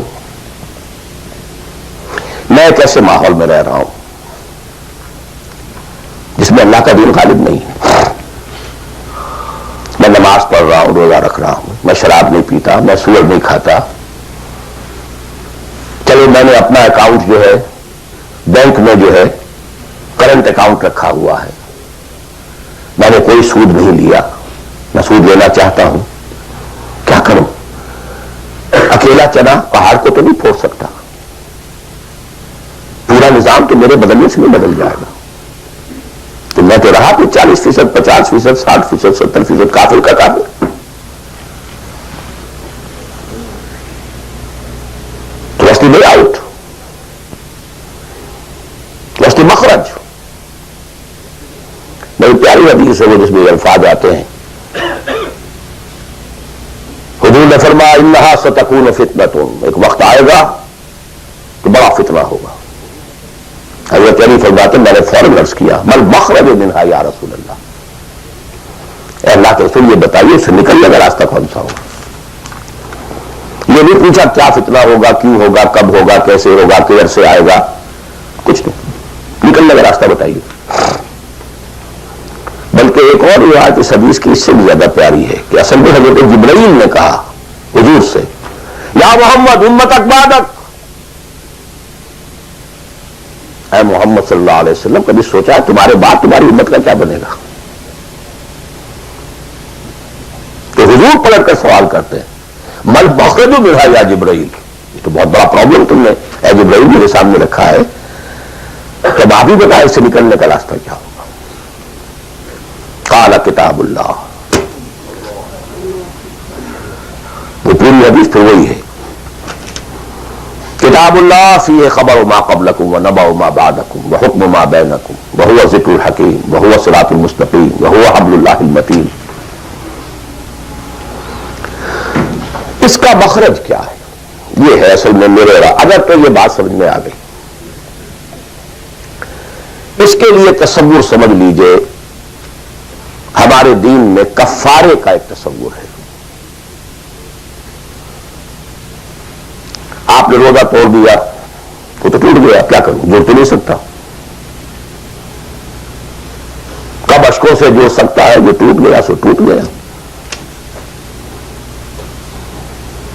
موتی ہو کہ شیشہ جام کے بل، جو ٹوٹ گیا سو ٹوٹ گیا، تم لاکھ ٹکڑے چن چن کر دامن میں چھپائے بیٹھے ہو، شیشوں کا مسیحا کوئی نہیں، کیا آس لگائے بیٹھے، وہ تو ٹوٹ گیا، لیکن اس کا کفارہ دے دیا گیا۔ کفارہ ہے، قسم کھائی تھی، یہ نہیں ہے کہ اب توڑ نہیں سکتے، غلط کھا بیٹھے، توڑو، کفارہ۔ آج میں اس لفظ کفارہ کے حوالے سے آپ کے سامنے وہ بات رکھ رہا ہوں۔ مجھے اللہ نے پیدا کر دیا اس دور میں، کسی کو ہندوستان میں پیدا کیا، کسی کو انگلستان میں کیا ہے، کسی کو امریکہ میں کیا ہے، کسی کو پاکستان میں کیا ہے، کچھ کو پاکستان پہنچا دیا ہے، چاہے زبردستی چاہے اپنی مرضی سے، کسی کو یہاں پہنچا دیا ہے چاہے کسی بھی نیت اور کسی بھی ارادے سے، لیکن اب ہے کہیں ہے، کیا کریں؟ کوئی کفارہ ہونا چاہیے، کوئی مخرج ہونا چاہیے، بس یہی کفارہ ہے۔ پھر نوٹ کر لیجئے اس ماحول سے سوائے سبسسٹنس لیول کے اور کچھ حاصل مت کرو، اور اس سبسسٹنس لیول پر بھی جو کچھ تم نے کھایا پیا ہے اور سانس لیا ہے، جو انرجی کریٹ ہوئی ہے، اس کا میکسیمم اس جہاد میں صرف کر دو کہ اس نظام کو بدلو۔ تمہاری یہ جد و جہد، تمہاری یہ کوشش کفارہ بن جائے گی اس کا۔ معذرتاً الی ربکم، معذرت پیش کر سکو گے اللہ کے اے اللہ میں نے اس نظام کے ساتھ ریکنسائل نہیں کیا، اے اللہ میں نے اپنی توانائیوں اور اپنی محنتوں سے نہ اپنے لیے کوئی جاگیر بنائی نہ اپنے لیے جائیداد بنائی، اے اللہ میں کوئی دولت چھوڑ کر نہیں مرا، اے اللہ میں نے اپنے بچوں کو بھی اسی کام کے لیے لگا دیا تھا، میں نے ان کی دنیا سے بڑھ کر ان کی عاقبت کی فکر کی ہے، نہیں کر سکا، آگے کچھ نہیں ہو سکا تو میں بے بس ہوں۔ حضرت نوح بھی تو بے بس تھے، کیا کر گئے؟ لیکن اگر کسی بھی درجے میں ریکنسیلیشن ہے، کمپیٹیبلٹی ہے، اس کو آپ نے ایکسپٹ کر لیا ہے، اس میں پھلنے پھولنے اور پھیلنے کا بندوبست کر رہے ہیں، you are doomed. Everything will be multiplied by a big zero and will become a zero. یہ ہے جو میں سمجھا۔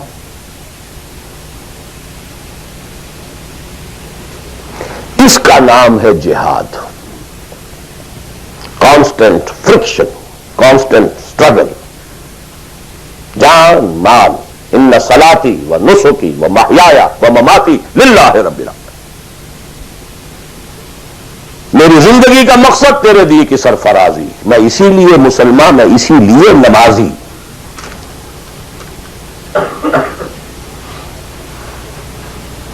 اب وہ آیت آئی، محبت میں اللہ اور اس کے رسول کی محبت کے ساتھ تیسری محبت جوڑ دی گئی، جہاد کی محبت. اللہ کی محبت، اس کے رسول کی محبت، اس کے راہ میں جہاد کی محبت، یہ تین محبتیں جتنی بھی ہیں تمہارے اندر ایک پٹڑے میں ڈال لو، اور 8 محبتیں دوسرے پٹڑے میں ڈال لو. باپ کی محبت، بیٹے کی محبت، بھائی کی محبت، بیوی کی محبت، اور کی محبت، اور رشتہ داروں کی محبت، جائیداد کی محبت، کاروبار کی محبت، مال کی محبت. 8 3 قل ان کان آباؤکم وابناؤکم واخوانکم وازواجکم وعشیرتکم واموال اقترفتموها وتجارۃ تخشون کسادها ومساکن ترضونها.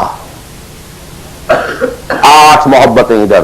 احب الیکم من اللہ ورسولہ وجہاد فی سبیلہ. اگر یہ 8 محبتیں زیادہ بھاری ہیں تمہارے دل میں اللہ کی محبت سے، اس کے رسول کی محبت سے، اس کی راہ میں جہاد کی محبت سے، فتربصوا، جاؤ دفع ہو جاؤ حتی یاتی اللہ بامرہ، یہاں تک کہ اللہ اپنا فیصلہ سنا دے. واللہ لا یہدی القوم الفاسقین، اللہ ایسے ناہنجاروں کو بالکل ہدایت نہیں دیتا. You deserve no guidance. کہتے رہیے اللہم اہدنا فیمن ہدیت، پڑھتے جائیے.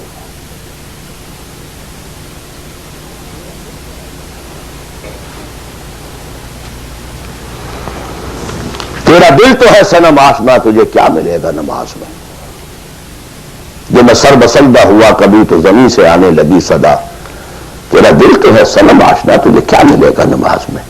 تمہارے دلوں میں تو مال کی محبت ہے، جائیداد کی محبت ہے، اولاد کی محبت ہے، بیویوں کی محبت ہے، اور کبھی نام رکھا ہوا اللہ کا بھی اور رسول کا بھی. وہ چھٹانک ہے تو یہ سیر ہے. یہ کیا ملے گا نماز میں؟ بلقت بچے کے آ رہا ہے جو تسبیح و مسلح.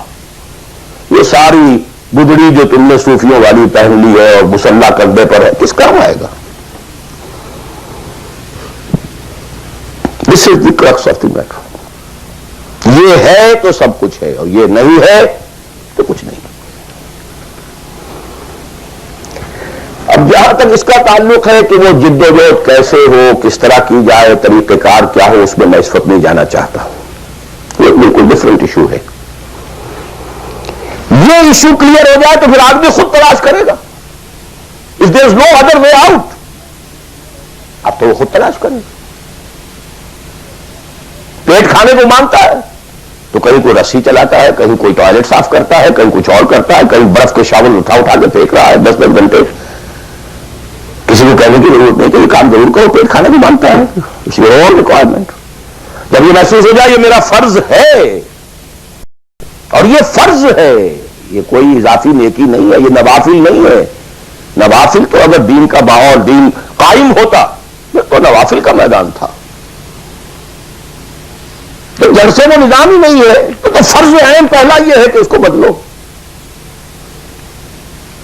اگر یہ معلوم ہو جائے کہ اگر میں یہ نہیں کر رہا تو میں کافر شمار ہو رہا ہوں، میں ظالم شمار ہو رہا ہوں، میں فاسق شمار ہو رہا ہوں. لستم علی شیء حتی تقیموا التوراۃ والانجیل وما انزل الیکم من ربکم. یا ایھا الذین آمنوا لستم علی شیء حتی تقیموا القرآن وما انزل الیکم من ربکم. اب جہاں تک اس کا تعلق ہے کہ وہ جد و جہد کیسے ہو، کس طرح کی جائے، طریقہ کار کیا ہو، اس میں میں اس وقت نہیں جانا چاہتا. یہ بالکل ڈفرنٹ ایشو ہے. یہ ایشو کلیئر ہو جائے تو پھر آدمی خود تلاش کرے گا. If there is no other way out، اب تو وہ خود تلاش کرے گا. پیٹ کھانے کو مانگتا ہے تو کہیں کوئی رسی چلاتا ہے، کہیں کوئی ٹوائلٹ صاف کرتا ہے، کہیں کچھ اور کرتا ہے، کہیں برف کے شاول اٹھا کے پھینک رہا ہے 10 گھنٹے. کسی کو کہنے کی ضرورت نہیں کہ یہ کام ضرور کرو، پیٹ کھانے کو مانگتا ہے. اس لیے اور ریکوائرمنٹ جب یہ محسوس ہو جائے یہ میرا فرض ہے اور یہ فرض ہے، یہ کوئی اضافی نیکی نہیں ہے، یہ نوافل نہیں ہے. نوافل تو اگر دین کا ماحول دین قائم ہوتا یہ تو نوافل کا میدان تھا. تو جب سے وہ نظام ہی نہیں ہے تو فرض عین پہلا یہ ہے کہ اس کو بدلو.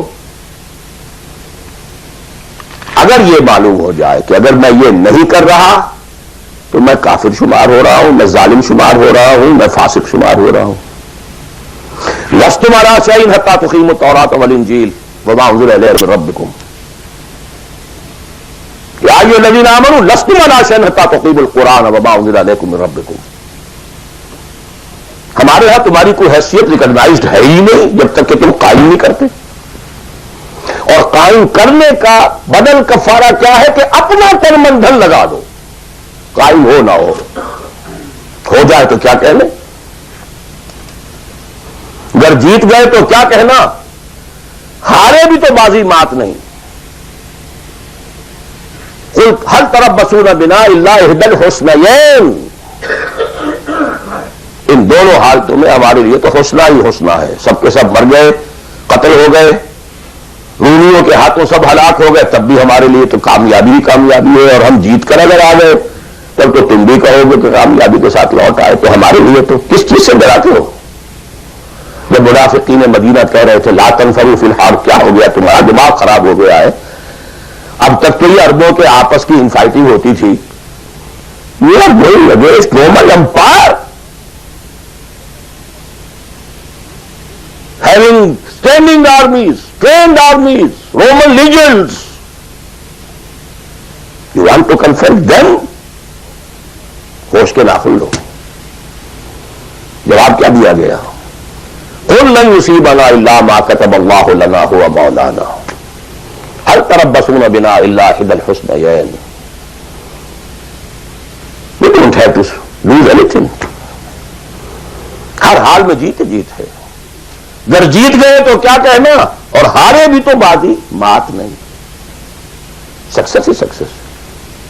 تو وہ طریقہ کیا ہے، اس کے سٹیجز کیا ہے، میں نے بہت تفصیل سے، اللہ کا شکر ہے، یہ چیزیں انگریزی میں بھی میتھڈالوجی کیا ہے، ریولوشن کی میتھڈالوجی کیا ہے. بس یہ کہ جو میں نے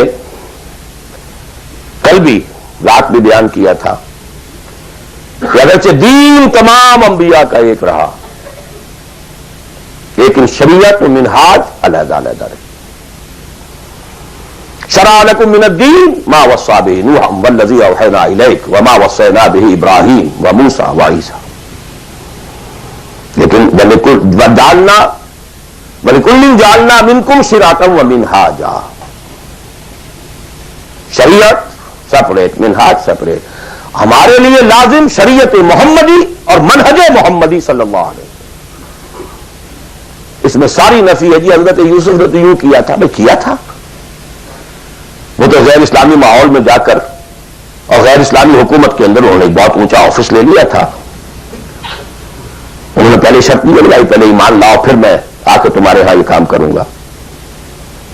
وہ منہج اور منہاج ہمارے لیے نہیں ہے. اب لقد کان لکم فی رسول اللہ اسوۃ حسنہ لکل جعلنا منکم شرعۃ ومنہاجا. اب آپ یہ کہیں کہ صاحب ان کے ہاں تو شراب حرام نہیں تھی، تو نہیں تھی تو نہیں تھی، ہمارے ہاں حرام ہے. سابقہ شریعتوں میں سجدہ تعظیمی حلال تھا، کسی کے سامنے جھک جانا، ہمارے لیے حرام کر دی گئی ہے. شریعت اب محمد کی ہے صلی اللہ علیہ وسلم. بمصطفیٰ برساں کی خیش راک دی ہماؤ، اگر بول رسیدی تمام بولا حدیث. اسی طرح منہج اور منہاج محمد کا ہوگا صلی اللہ علیہ وسلم. لن يصلح آخر هذه الامہ الا بما صلح به اولها. اس امت کے آخری حصے کی اصلاح نہیں ہو سکے گی مگر صرف اس طریقے سے جس طریقے پر کہ پہلے حصے کی اصلاح ہوئی تھی. اب یہ ہے آپ کے لیے، آپ کی سمجھ ہے، آپ کی صلاحیت ہے، آپ ذہین ہیں، آپ تعلیم یافتہ ہیں. Read between the lines of the Seerah. منہج اخذ کیجیے سیرت سے. کیا منہج تھا، کیا میتھڈالوجی، کیسے آپ نے کام شروع کیا، کتنے سٹیجز سے گزرے. کسی ایک سٹیج سے دوسری سٹیج میں جانے کے لیے کیا شرط تھی، کس درجے تک ایک کام اکمپلش ہو جائے تو پھر اگلے درجے پہ قدم رکھا جائے، یہ ساری چیزیں وہ آپ کو ڈیڈیوس کرنی ہوں گی، انفر کرنی ہوں گی، اس کا استدلال کیجئے، استنباط کیجئے، استخراج کیجئے اور اس سے نکالیے. لیکن یہ کہ میں اس وقت اس تفصیل میں نہیں جا رہا ہوں، سوائے ان دو باتوں کے کہ نمبر ایک، منہاج میتھڈالوجی لازماً سیرت محمدی سے لینی ہوگی صلی اللہ علیہ وسلم. اور دوسری بات، یہ کام ہرگز انفرادی طور پر نہیں ہو سکتا، اس کے لیے جماعت لازم ہے. دھوکہ دیں گے اپنے آپ کو اگر سمجھتے ہیں کہ ہم یہ کام کر رہے ہیں. ہاں ایک آدمی ہے جماعت بنانے کی دھن میں لگا ہوا ہے، ابھی لوگ اس کے ساتھ نہیں آئے، وہ جماعت کے حکم میں ہے. کان ابراہیم امتن قانتن، کل آ جائیں گے، پرسوں آ جائیں گے. کوئی وقت آئے گا کہ گئے دن کے تنہا تھا میں انجمن میں، یہاں اب میرے راستہ اور بھی ہیں. آخر حضور کو بھی پہلے دن تو 4 ہی ملے تھے. خدیجہ الکبریٰ رضی اللہ تعالی عنہ، ابو بکر صدیق رضی اللہ تعالی عنہ، علی رضی اللہ تعالی عنہ، زید بن حارثہ رضی اللہ تعالی عنہ، 4 ہی تو ملے تھے نا. اور 10 برس میں جا کے بھی بمشکل 125 ملے تھے. ایسا نہیں تھا کہ ٹھٹ کے ٹھٹ لگ گئے ہوں اور ہزاروں اور لاکھوں آ گئے. In the 10th year after the beginning of Wahi, not more than 125, maximum 150 people were around him. لیکن جماعت، ید اللہ علی الجماع، علیکم بالجماع. اور اس میں حضرت عمر کا جو اثر ہے، اثر کو بھی ہم حدیث کہتے ہیں. حدیث 2 چیزوں کے مجموعے کا نام ہے، اخبار و آثار. رسول کا کوئی قول، کوئی فعل، کوئی تقریر، کسی چیز کو آپ نے دیکھا برقرار رکھا، یہ خبر کہلاتی ہے. صحابی کا کوئی فعل، کوئی قول یا تقریر، یہ اثر کہلاتی ہے. اخبار جمع آثار یہ حدیث ہے. تو اثر ہے حضرت عمر کا رضی اللہ تعالی عنہ، لا اسلام الا بالجماع، ولا جماع الا بالامارہ، ولا امارہ الا بالسماع، ولا سماع الا بالطاعہ.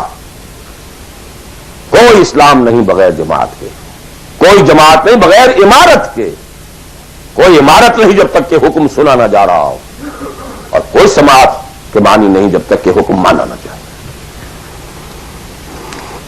جماعت ایسوسیشن نہیں، انجمن نہیں، سوسائٹی نہیں، ادارہ نہیں. Institution is something else. Association is something else. Organization, party, Hizbullah, Hizb al-Shaitan. Clear-cut polarization. This polarization takes some time. وقت لگتا ہے. 10-15 سال میں جو خیر کا عنصر تھا پولرائز ہو کر حضور کی طرف آ گیا، جو شیطانی ایلیمنٹ تھا وہ دوسری طرف جمع ہو گئے. آرگنائزیشن ہوئی ہے، پازیٹیو آئنز ایک طرف، نیگیٹو آئنز ایک طرف. جانے لیکن یہ کہ اب آئیڈینٹیفائی ہو گئے، اولئک حزب الشیطان، اولئک حزب اللہ. دس از دی پارٹی آف شیطان، دس از دی پارٹی آف اللہ. اور تیسری بات یہ اس جماعت کے ضمن میں، جماعت جو ہے جس میں کہ سم و طاعت ہو، وہ جماعت ہے. لسن اینڈ اوبے. اس سے کمتر جماعت نہیں ہے.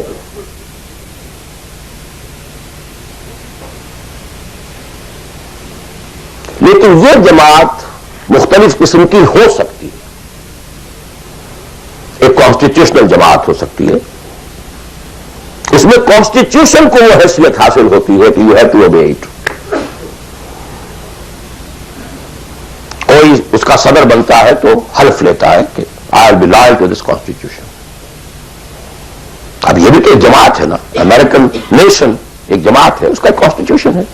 صدر آئے گا حلف لے گا، کوئی اور آئے گا حلف لے گا، چیف جسٹس ہوگا حلف لے گا. اس کانسٹیٹیوشن کا، کسی آدمی کا نہیں ہے اس میں حلف. not personal allegiance to anybody. allegiance to the constitution. اسی طریقے سے جماعتیں بنے، ان کا دستور ہو، یہ ممبرشپ کی ریکوائرمنٹ ہے، یہ آپ پورا کریں گے ممبر بن جائیں گے، آپ امیر منتخب کریں گے کثرت رائے سے، پھر یہ کہ امیر جو ہے وہ بھی شورا بھی منتخب کریں گے، شورا کی رائے کا وہ پابند ہوگا یا نہیں ہوگا، کس درجے میں ہوگا کس درجے میں، آپ بنا لیجیے کانسٹیٹیوشن، اور جو شخص بھی شامل ہوگا وہ اس کانسٹیٹیوشن کا حلف اٹھائے گا کہ ابائڈ بائی دس کانسٹیٹیوشن. اس قسم کی جتنی جماعتیں ہیں please take it from me, مباح ہیں، جائز ہیں، حلال ہیں، بشرطے کہ اس میں ڈسپلن ہے، اوبیڈینس ہے. دی اونلی ڈفرنس از کہ اس میں اوبیڈینس یا ڈسپلن کسی فرد کے ساتھ الیجینس پر نہیں ہے بلکہ ایک کانسٹیٹیوشن کے ساتھ الیجینس پر ہے. But you have to obey, listen and obey, can't go beyond that constitution. تو مباح اور حلال اور جائز ہر وہ جماعت ہے خواہ کسی بنیاد پر بنی ہوئی ہو جس میں ڈسپلن ہے اور سموتات ہے، لسن اینڈ اوبے ہے. لیکن منسوس، مسنون، معصور، یہ تین الفاظ. منسوس وہ شے ہے کہ جس کا ذکر قرآن اور حدیث میں ہو، نص یہ ہے ہماری. مسنون وہ شے ہے جس پر حضور نے عمل کیا ہو. معصور وہ شے ہے جس پر کہ آپ کے بعد بھی ہماری امت کے لوگوں نے عمل کیا ہے. صرف ایک طریقہ ہے اور وہ ہے پرسنل بیعت کا، شخصی بیعت. allegiance to a person. That is called بیعت. ہمارے ہاں حضور نے لی تو بیعت لی، حالانکہ آپ نبی تھے، رسول تھے، آپ کی اطاعت تو کرنی ہی کرنی تھی، اس کا کوئی سوال ہی پیدا نہیں ہوتا. کسی اور ایڈیشنل فارمل کسی ایگریمنٹ کی کوئی ضرورت ہی نہیں. But we have to leave some اسوہ فار دی امہ.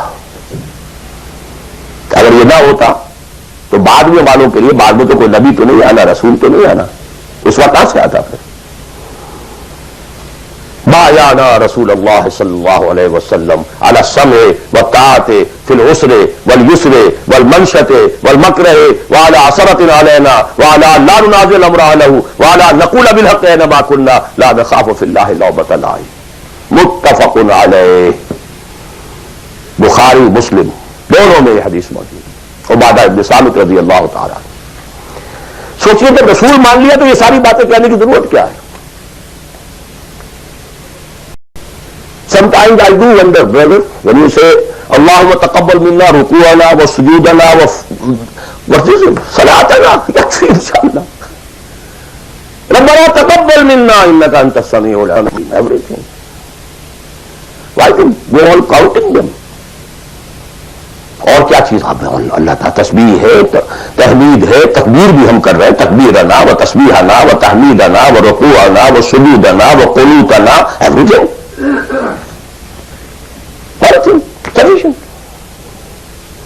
ربنا تقبل منا انك انت السميع العليم.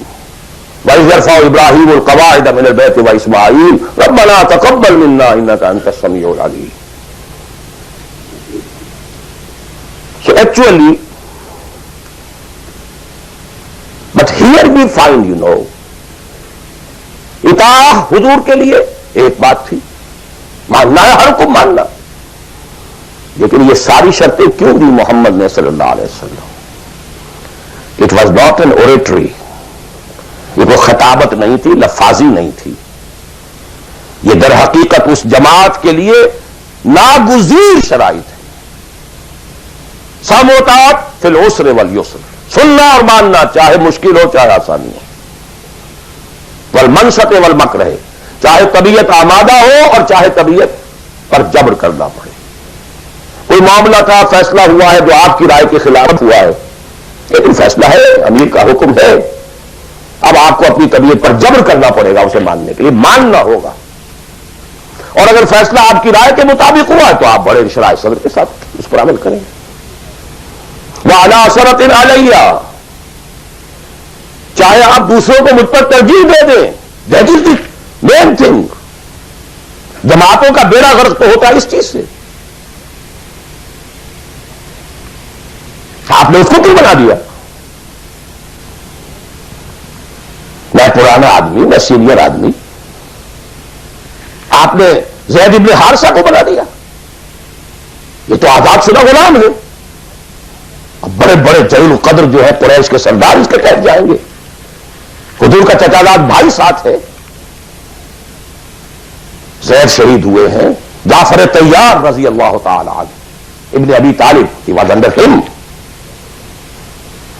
تو آخری لشکر میں آپ نے اسامہ کو بنا دیا اور ستم بالا ہے ستم. young man. اس کی کمان میں آپ دے رہے ہیں کبار صحابہ کو. No. It's your prerogative. To whomsoever you give the office, it's your prerogative. We are not going to question it. کبھی نہیں آپ پر اعتراض کریں گے.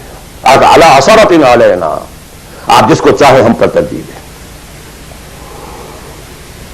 لا نراجع الامر ہوا، جس کو اب آپ ذمہ دار امیر بنا دیں گے اس سے جھگڑیں گے نہیں، کوآپریٹ کریں گے.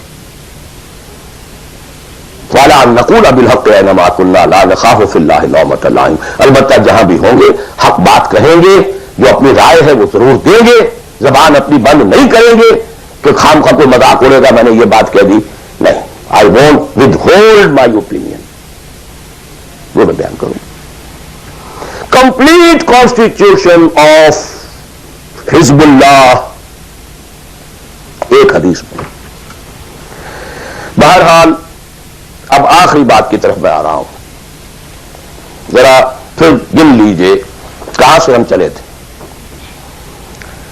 100 بات کی ایک بات، ہاتھی کے پاؤں میں سب کے پاؤں، ایک لفظ عبادت پورا کر دو، نجات بھی ہے، فوج بھی ہے، فلاح بھی ہے، سب کچھ. ان میں تو یہی ہے کہ آپ کامیاب ہو گئے تو جتنا آپ گڑ ڈالیں گے اتنا میٹھا ہوتا جائے گا، جتنا اور ایگزرٹ کریں گے اس میں نمبر زیادہ آتے جائیں گے. وہ پھر رشت بھی ہوگا، سعادت بھی ہوگی، فوج بھی ہوگی، فلاح بھی ہوگی. بٹ منیمم نجات. عبادت کے 2 اجزاء لازم، جسم کے مانند ویزیبل جز، ٹوٹل اوبیڈینس. روح کے مانند اس کی اصل اسپرٹ، اللہ کی محبت. اوبیڈینس اور محبت میں اللہ اور رسول دونوں یکجا. نظری طور پر اللہ اول، رسول ثانی. عملاً رسول اول، اللہ ثانی. اوبیڈینس میں غلطی ہو جائے وقتی طور پر، غیر شعوری طور پر، بھول میں، چوک میں، جذبات کے طوفان میں، وقتی طور پر ماحول سے اثر انداز ہو کر، ٹھیک ہے فوراً توبہ کر لو، اللہ معاف کر دے گا. ایک گناہ بھی اگر مستقلاً جان بوجھ کر اپنی زندگی کے اندر داخل کر لیا تو یہ بگ زیرو ہے، سارا بقیہ زیرو سے ضرب کھا کر زیرو ہو جاتا. 3 چیزیں ایکسکلوسیو اللہ کے لیے ہیں. دعا صرف اللہ سے، تعظیم کے لیے جو مظاہر ہیں، قنوت ہو، رکوع ہو، سجود ہو، صرف اللہ کے.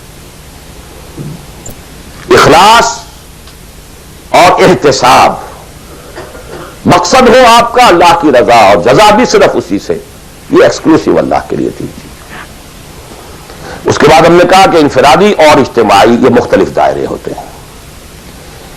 انفرادی آدمی کر سکتا ہے، چاہے دقت آتی ہے کر سکتا ہو، چاہے بھوک آ جائے، فاقہ آ جائے، جان پر بن جائے، کر سکتا ہو. یہ ایک دائرہ ہے. نہیں کر رہا تو ناہنجار ہے. اور ایک حصہ وہ ہے جو کر ہی نہیں سکتا جب تک کہ نظام نہ بدلے. اور اس میں ویریئنگ پروپورشنز رہیں گی. اب میں تھوڑا سا آپ کو ان ویریئنگ پروپورشنز کا اور ایک مختلف نسبت و تناسب کا ایک نقشہ دکھانا چاہتا ہوں. بعض ممالک ایسے ہیں اس روئے ارضی پر، دیکھیے ایک ہے کسی اور اعتبار سے کسی ملک کا اچھا ہونا برا ہونا. کہیں بادشاہت کا نظام ہے، کہیں ڈکٹیٹرشپ ہے، کہیں کچھ اور ہے، کہیں کچھ اور ہے، کہیں جو ہے بہت کرپشن ہے، کہیں رشوت زیادہ ہے، کہیں کوئی کچھ اور ہے، کچھ ان چیزوں کو چھوڑ دی. اس وقت میں خالی شریعت کی بات کر رہا ہوں، حلال اور حرام کی بات کر رہا ہوں. کچھ ممالک ایسے ہیں جہاں شریعت پر عمل کرنے کا دائرہ کافی وسیع ہے. نماز، روزہ، حج، زکوٰۃ بھی آپ کر سکتے ہیں. آپ کا پرسنل لا بھی پورا آپ کے مطابق ہے. شادی بیاہ نکاح طلاق ٹوٹلی آپ کے اپنے ہاتھ میں ہے. لا آف انہیریٹنس بھی آپ کا چل سکتا ہے. کسی درجے میں حدود اور جو ہے سزائیں حدود و تعزیرات بھی نافذ ہیں. اگرچہ پورا نظام تو نہیں ہے اللہ کا، ٹوٹل تو نہیں ہے. سودی نظام ہے، معیشت یہ ہے، فلاں ہے، بادشاہت ہے، یہ ہے، وہ ہے، سب کچھ ہے، ظلم ہے. لیکن یہ چیزیں انفرادی اعتبار سے دائرہ وہاں کافی وسیع ہے. اس کی مثالیں ہیں سعودی عرب، ایران آف ٹوڈے، اور مجھے زیادہ حالات معلوم نہیں ہے لیکن مجھے توقع ہے کہ سوڈان آف ٹوڈے، اور میرے خیال میں اس کے علاوہ کوئی نہیں. اس کے بعد ایک اور دائرہ آتا ہے اور وہ میرے نزدیک اس میں ٹاپ پر پاکستان ہے. نماز روزہ حج زکات کیجیے، پرسنل لا وہ بھی آپ ویسے کہنے کو وہاں ہے قانون، لیکن یہ کہ بالفعل ایک آدمی چاہے تو اسلامی قانون پر عمل کر سکتا ہے. انہیریٹنس آپ اپنے حساب سے کر سکتے ہیں. دستور میں طے ہے حاکمیت اللہ کی. گویا کہ نظری اعتبار سے وہ ملک جو ہے وہ اللہ کی حاکمیت پر مبنی ہے. قرارداد مقاصد دستور کا جز بن چکی ہے. لیکن پھر نوٹ کیجئے، رشوت ہے، یہ ہے، وہ ہے، ظلم ہے، ناانصافی ہے، یہ سب اپنی جگہ. میں اس میں شریعت کی بات کر رہا ہوں. ایک آدمی خود وہاں رہتے ہوئے چاہے بھوک آئے، تکلیف آئے، مصیبت آئے، اس کو ہر وقت جو ہے غصہ آتا رہے، یہ کیوں ٹیلی فون کا بل جو مجھے زیادہ آ گیا، یہ کیا ہو گیا، میری جو ہے میری تو کنفرم سیٹ تھی، یہ کیا کر رہے ہیں یہاں پر کہ مجھے بتا رہے ہیں کہ سیٹ نہیں ہے، وغیرہ وغیرہ سب کچھ. لیکن آپ شریعت پر عمل کر سکتے ہیں، تکلیف اٹھا کر، مصیبت جھیل کر، پیٹ کاٹ کر، فاقہ کر کے، جو بھی ہے. بڑا کاروبار نہیں کر سکتے، چھوٹا تو کر سکتے ہیں، جس میں نہ انکم ٹیکس کا معاملہ آئے گا، نہ کسی اور کی خباثت آئے گی، نہ کچھ اور ہوگا. کر تو سکتے ہیں، پیٹ پال سکتے ہیں. یہ ایک ملک ہے پاکستان. پھر یہ کہ نظری طور پر وہاں اگرچہ بالفعل نہیں ہے، نظری طور پر قرارداد مقاصد، ساورنٹی بلانگس ٹو اللہ. اب اس کے بعد وہ ملک آتے ہیں کہ جو خالص سیکولر ہیں، لیکن ان میں بھی میرے نزدیک ایک اعتبار سے بھارت بہت بہتر ہے. مثلا کہ دو ملکوں کو ذہن میں رکھ لیجیے، ایک امریکہ یا امریکہ کی طرح انگلستان اور فلانستان، اور ایک بھارت. سیکولر ہے لیکن کم سے کم آج کی تاریخ تک مسلمانوں نے، بھارت نے اپنا پرسنل لا محفوظ رکھا. I salute them. In the face of maximum hardships. کٹر ہندو تلا ہوا ہے کہ یہ کامن سول کوڈ ہونا چاہیے. It's very logical. ان کی بات بڑی منطقی ہے. جب قوم آپ کہتے ہیں ایک ہے، آپ سارے جو ہے سیاسی حقوق وہی لینا چاہتے ہیں کہ جو ہندوؤں کو حاصل ہیں، تو اگر قوم ایک ہے تو سیکولرزم کا تقاضا تو یہ ہے کہ کامن سول کوڈ ہونا چاہیے. Why this separate family laws? وہاں کوئی عورت برقع لے سکتی ہے، بلکہ میں سمجھتا ہوں کہ جتنی عورتیں برقعے میں ہندوستان میں آج نظر آ جائے گی، پوری دنیا میں کسی اور ملک میں نظر نہیں آئے گی. Go and see Hyderabad Deccan. I seen it. Pakistan میں تو برقعے کا نام و نشان بڑا. ڈھونڈ اب اس کو چراغے رخ زیبا لے کر کون؟ وہ تو فرسودگی کی علامت تھی، غربت کی علامت تھی. بھارت اس میں سب سے اونچا ہے. نماز پڑھیے، روزے رکھیے، مسجدیں بنائیے، ہے کچھ وہ فرکشن ہے، مشکل ہے. جینا وہی مشکل ہوتا ہے، مشکل جہاں آسان ہوتی ہے. بہرحال اس کے بعد لیسٹ جو ہے اس اعتبار سے وہ ممالک ہے جن کا سر خیل امریکہ بہادر، امریکہ شریف ہے. نماز روزہ کر لو، ناٹ ایون دی پرسنل لا.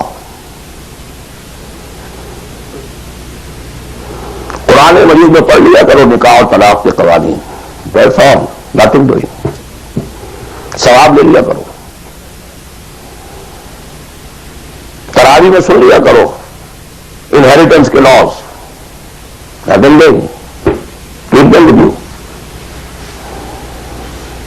یہاں انفرادیت کا حصہ اگرچہ اور بڑی سہولت ہے، دنیا بڑی اچھی ہے، کھانے کو اچھا ملتا ہے، سیکیورٹی بہت ہے، سب کچھ ہے. سوال یہ کہ آپ کی پرائرٹی نمبر 1 کیا ہے؟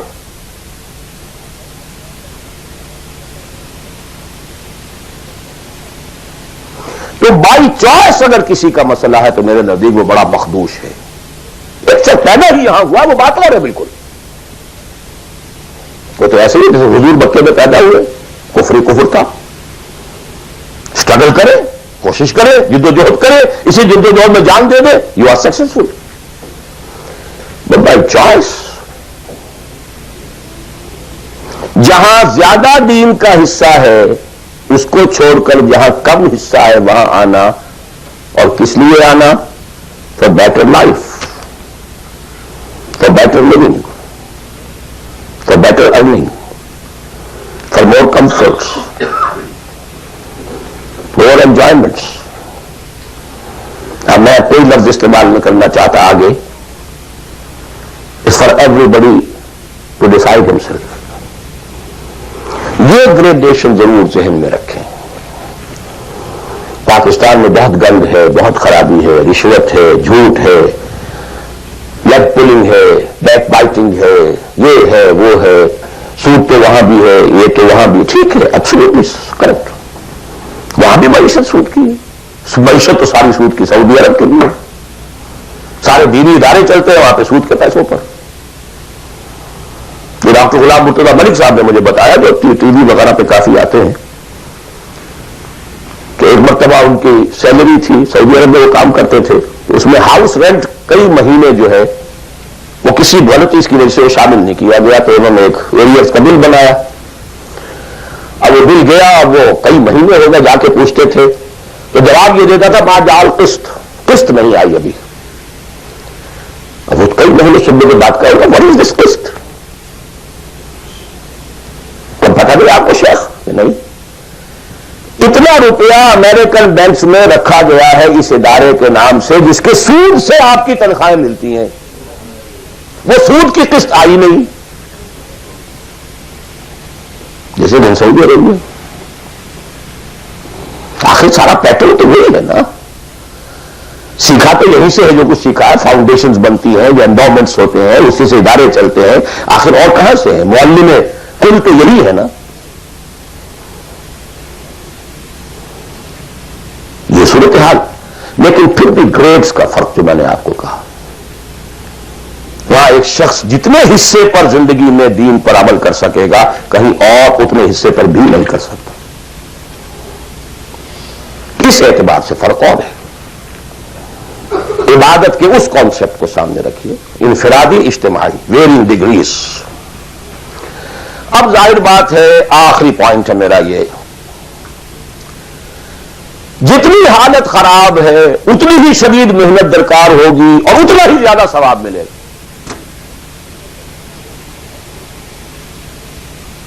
جہاں جتنی آسانی ہے اتنی ہی محنت کم ہے، اتنا ہی ثواب کم ہے.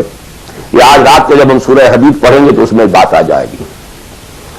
لا يستوي منكم من انفق من قبل الفتح وقاتل اولئك اعظم درجة من الذين انفقوا من بعد وقاتلوا وكلا وعد الله الحسنى.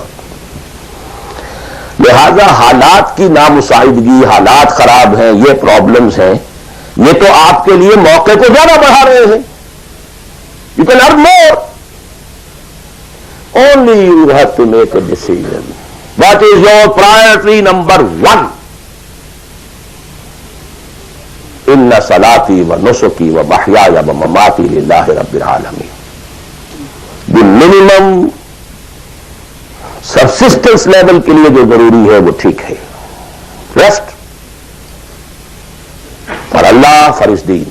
قل ان کان آباؤکم و ابناؤکم و اخوانکم و ازواجکم وعشيرتكم وأموال اقترفتموها وتجارة تخشون كسادها ومساكن ترضونها أحب إليكم من الله ورسوله وجهاد في سبيله فتربصوا حتى يأتي الله بأمره والله لا يهدي القوم الفاسقين. میں اللہ سے دعا کرتا ہوں کہ آپ اس کے لیے فرم فیصلہ کریں، اور اس کے لیے ظاہر بات ہے انفرادی حصے پر عمل انفرادی ہوگا، اجتماعی پر جماعت کے بغیر ممکن نہیں. کفارہ ادا کرنے کے لیے جماعت ہوگی، جماعت جو سم و طاعت کے ساتھ ہو، چاہے یہ سم و طاعت کسی دستور کا ہے اور چاہے یہ سم و طاعت کسی شخص کا ہے. دستور کے ساتھ سم و طاعت مباح ہے، جائز ہے، حلال ہے، لیکن ایک شخص کے ساتھ سم و طاعت منصوص ہے، مسنون ہے، معصور ہے. اور ان دونوں کے درمیان جو فرق و تفاوت ہے اس کو بیان کرنے کی ضرورت نہیں. آخر میں دوبارہ یاد دلا رہا ہوں وہ دعا، اللہم ارنا الحق حقا وارزقنا اتباعہ وارنا الباطل باطلا وارزقنا اجتنابہ اللہم وفقنا لما تحب وترضى اللہم وفقنا نہجر کل ما تکرہہ اللہم وفقنا نجاہد فی سبیلک جہد استطاعتنا اللہم وفقنا نجاہد فی سبیلک باموالنا وانفسنا اللہم وفقنا ان نبذل اموالنا ننفق اموالنا ونبذل انفسنا فی سبیلک اللہم لا تزغ قلوبنا بعد اذ ہدیتنا وہب لنا من لدنک رحمہ انک انت الوہاب. اے اللہ ہمارے دلوں میں اگر اس وقت خیر کا کوئی رجحان پیدا ہوا ہے، کوئی عزم پیدا ہوا ہے، کوئی ارادہ پیدا ہوا ہے، تو اے اللہ اس ارادے کو تقویت دے، اس کو آگے بڑھا، اس پر عمل کرنے کی توفیق عطا فرما. اقول قولی ھذا واستغفر اللہ لی ولکم ولسائر المسلمین والمسلمات.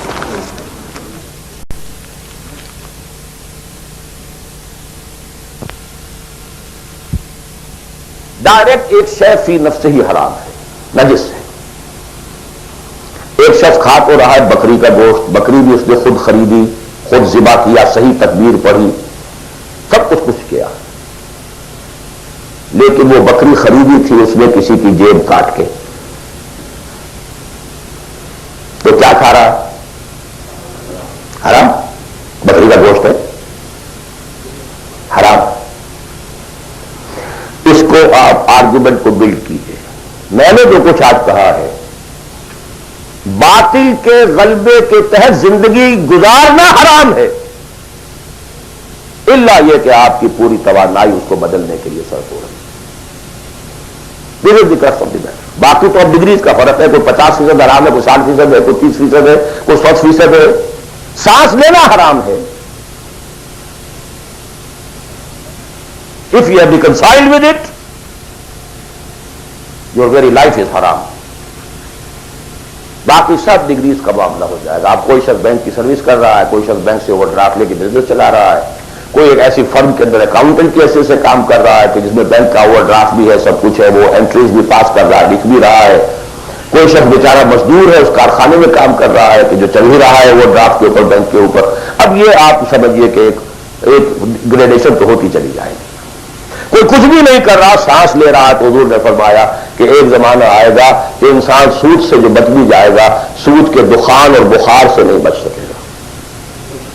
He has to inhale. سانس تو لینا ہے اسے، اور سانس کے ساتھ اس کا سود جائے گا.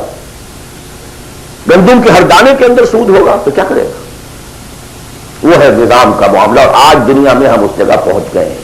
نظام کی گرفت اتنی اسٹرانگ ہو گئی ہے، انڈیویجول کی حیثیت بالکل نہ ہونے کے برابر رہ گئی. بہت کنٹریکٹ ہو گیا ہے، بہت محدود ہو گیا ہے انفرادی آزادی کا دائرہ. نظام. جی اور کوئی بات؟ جی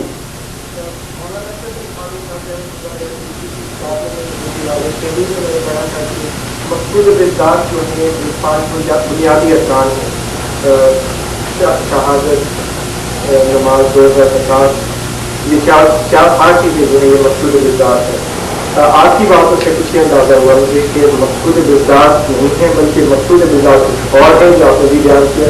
تو ذرا اس فرق کی کچھ وضاحت کرنا چاہیے. میں اس مولانا اشرف علی تھانوی صاحب کی شخصیت سے جو حسن ظن رکھتا ہوں اس کی بنا پر میرا یہ گمان ہے کہ شاید آپ نے سمجھنے میں غلطی کی ہو، تو میں ان کی بات کی تردید نہیں کر رہا، جو بات آپ کہہ رہے ہیں اس کی تردید کر رہا ہوں. یہ تو اس حدیث صریح کے منافی ہے کہ جو سب سے زیادہ عام ہے اور ہر مسلمان کو یاد ہے، بنی الاسلام علی خمس، 5 چیزوں پر اسلام قائم ہے. تو مقصود بالذات کیا ہے؟ اسلام یا نماز، روزہ، حج و زکات؟ اسلام. There are pillars and pillars are there to support the roof. The roof is Islam, عبادت. ادخلوا فی السلم کافہ، اعبدوا اللہ. اسلام، عبادت، اطاعت، یہ سب کے سب جو ہیں در حقیقت اس کے پلرز ہیں، ارکان اسلام ہیں. لوگ کہتے ہیں ستون کو، ستونوں پر عبارت کھڑی ہے. بنی الاسلام علی خمس، these are the supports. بس قسمت یہ ہے کہ جب دین کی بجائے ہمارا ذہن مذہب کا ہو گیا، اس کے بعد سے ساری توجہ ان سپورٹس پر ہے، ارکان پر ہے. اور چھت کی جگہ چھوٹی سی ایک جو سیلنگ لگا رکھی ہے ہم نے، بس شراب حرام ہے، سور حرام ہے، سور دور چلتے جاؤ، جانے دوست. وہ جو کراچی میں وہ بس والے کہتے ہیں جانے دوست، باقی سب ٹھیک ہے، بس یہ کہ سود یہ سور نہیں کھانا، سود کھاؤ. دال اور رے کا فرق ہے سر.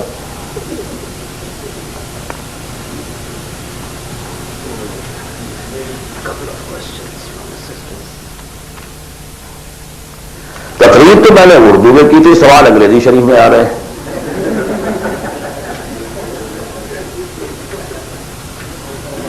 اب یہ وہی گوشت کے احکام شروع ہو گئے ہیں.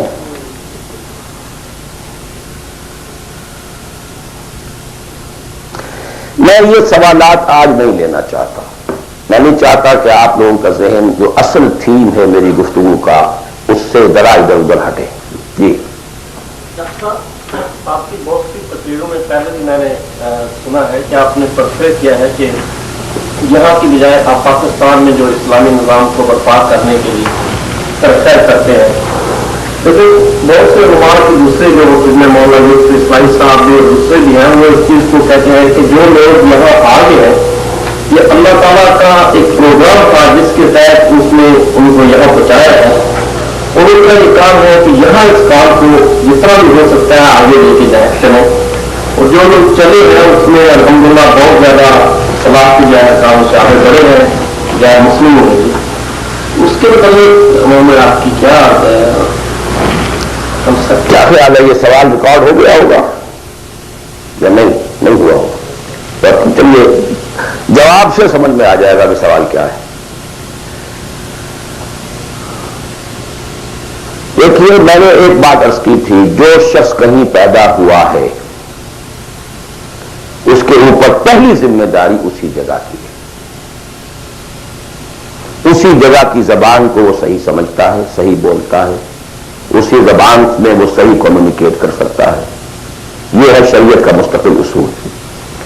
اب اگر کوئی یہاں پیدا ہوا ہے، چاہے اس کے والدین آ گئے تھے یہاں پر لیکن وہ تو پیدا نہیں ہوا ہے، اس کے اور جو یہاں کے نیٹو امریکنز ہیں، ویدر بلیک اور وائٹ، کوئی فرق نہیں میرے نزدیک. آنا نہ آنے کا فیصلہ جو بھی تھا وہ ان کا نہیں ہے، وہ ان کے والدین کا تھا. اور جہاں وہ ہے وہی انہیں کام کرنا، یہی کام کرنا ہے. طے یہاں پر بھی ہو جائے گا کہ یہاں پر بھی وہی ریشو پروپورشن وہی ہو، پرائرٹیز وہی ہو. یہ فیصلہ اب ہر شخص خود کر سکتا ہے کہ میرے ہاں واقعتاً ریشو پروپورشن کیا ہے. بل الانسان علی نفسہ بصیرہ ولو القی معاذیرہ. آپ میری زبان بند کر سکتے ہیں اپنے جوابات کے ذریعے سے، آپ کا دل بتا دے گا کہ آپ کی ریشو پروپورشن اس وقت کیا ہے. اگر ریشو پروپورشن درست ہے تو یہاں پر بھی اور کسی اور جگہ پر بھی بالکل برابر ہے، کوئی فرق نہیں ہے. Absolutely do different. البتہ ایک اور چیز یہ ہے کہ کہاں آپ دیکھتے ہیں کہ فرض کیجیے کسی شخص کی ریشو پروپورشن ٹھیک ہو گئی کہ مجھے جینا ہے مرنا ہے اسلام کے لیے. فیزیبلٹی رپورٹ دیکھتا ہے کہ میرے پاس جو ٹائم ہے، میرے پاس جو وقت ہے، میرے پاس جو صلاحیت ہے، اس کا بہترین میکسیمم آؤٹ پٹ کہاں ہو سکتا ہے، بالکل دوسری بات. For people belonging to Pakistan the maximum benefit can be in Pakistan, not here. یہ بالکل دوسری بات. آپ کے بھائی بند وہاں، آپ کے بیک گراؤنڈ کو جاننے والے وہاں، آپ کی اخلاقی جو ہے ذمہ داری وہاں کی آپ کی پیدائش ہے، وہاں کی آپ کی بنیادی تعلیم تھی، یہ اپنی جگہ پر ہے. اور دوسرے یہ کہ جو بھی ہمیں اطلاعات ملی ہے حضور صلی اللہ علیہ وسلم سے، اس سے یہی نظر آتا ہے کہ اسی ریجن میں اسلام کا بول بالا ہوگا. لیکن ظاہر بات ہے یہ میں امریکن سے نہیں کہہ رہا ہوں، میں عربوں سے نہیں کہہ رہا ہوں، جو بلیک امریکن ہو یا وائٹ امریکن ان سے نہیں کہہ رہا ہوں. تو یہاں پہ کام کریں، کیا پتا اللہ تعالیٰ اس سرزمین کو پسند کر لیں. بہرحال جو یہاں آ گئے کسی وجہ سے آئے، اب اس کو بھی چھوڑ دیجیے، وہ ماضی کا ہے. ان کے لیے یا تو اگر تو طے کر لیں کہ اب حقیقت میں چاہے فاقہ آئے چاہے کچھ ہو ہمیں کام یہ کرنا ہے، تو پھر تو میں پاکستانیوں کے لیے تو پریفر کرتا ہوں، اسپیشلی دی فرسٹ جنریشن، وہ اپنی اگلی جنریشن یہاں سے بلوا دیں کام اور آئے واپس. ان کے بھانجے بھتیجے اور بھائی اور سالے اور بہنوئی سارے وہاں رہتے ہیں، بہتوں کے ماں باپ بھی وہاں پر ہیں. And we have much at stake over there. The only country in the whole of the world which was founded in the name of Islam. Maulana Abul Kalam آزاد تک کا کہنا یہ، حالانکہ وہ پاکستان کے بہت مخالف تھے، لیکن پاکستان بننے کے بعد انہوں نے کہا اب پاکستان کے ساتھ اسلام کی عزت وابستہ ہے. تکبیر، اللہ اکبر، تکبیر، اللہ اکبر. یہ اسی طرح مولانا مدنی رحمۃ اللہ علیہ نے فرمایا، حالانکہ پاکستان کے شدید مخالف تھے، ڈابھیل تشریف لائے ہوئے تھے وہ، وہاں کسی نے چھیڑ دیا ہوا، پارٹیشن کی کچھ عرصے کے بعد کی بات ہے. پاکستان کے بارے میں کیا خیال ہے، سمجھ گئے کہ یہ کیا چاہتا ہے مجھ سے. انہوں نے کہا کہ بھائی مسجد کے تعمیر ہونے سے پہلے اختلاف ہو سکتا ہے کہ یہ جگہ صحیح ہے یا نہیں ہے، کیا سائز ہونا چاہیے، کیا بننا چاہیے. مسجد بننے کے بعد مسجد مسجد ہے، اس کی حفاظت ہر صاحب ایمان کا فرض ہے. ہمیں اختلاف تھا، پہلے تھا. یہ مولانا بدوی کہتے ہیں، اور یہ مولانا محمد مالک کاندھلوی وہ بھی فوت ہو چکے. انہوں نے ہماری قرآن کانفرنس کے اندر یہ جب قول سنایا، میں چیخ پڑا، میں نے کہا مولانا کہاں آپ یہ چیزیں چھپا کر بیٹھے ہوئے ہیں؟ پاکستانی تو سب کے سب آج بھی گالیاں دیتے ہیں مولانا مدنی کو. آپ نے بتایا بھی یہاں پر کہ مولانا مدنی کا تو یہ وقت تھا پاکستان بننے کے بعد، پہلے اختلاف تھا، ٹھیک ہے. بہرحال جہاں تک میرا معاملہ ہے، سمجھ لیجیے کہ میں اصولی اعتبار سے دنیا میں کہیں بھی یہ کام کوئی بھی ہو کرے، ٹھیک ہے، لیکن یہ کہ پرائرٹیز یہ ہو، اس کی شکل یہ ہو. یہ انگلی کٹا کے شہیدوں میں نام نہ لکھوایا جا رہا، صرف تھوڑی سی کلچرل ایکٹیویٹی اور کچھ کمیونٹی ورک اور کچھ یہ اور کچھ وہ، کچھ سوشلائزیشن، دس از دعویٰ. خدا کے لیے اس دھوکے سے اپنے آپ کو نکالنے کرے اس ریشو پروپورشن کے ساتھ تو جہاں بھی چاہے کرے. لیکن یہ ہے کہ میرا اپنا ایک اندازہ ہے، اور وہ یہ ہے کہ چاہے اس کا امکان ہے کہ ہمیں سخت قسم کی کوئی بیٹنگ جو ہے ہندوؤں کے ہاتھوں اور انڈیا کے ہاتھوں ہو، لیکن پھر بھی بالآخر اسلام کا بول بالا اسی خطہ زمین سے ہوگا. اقول قول ھذا واستغفر اللہ لی ولکم ولسائر المسلمین والمسلمات.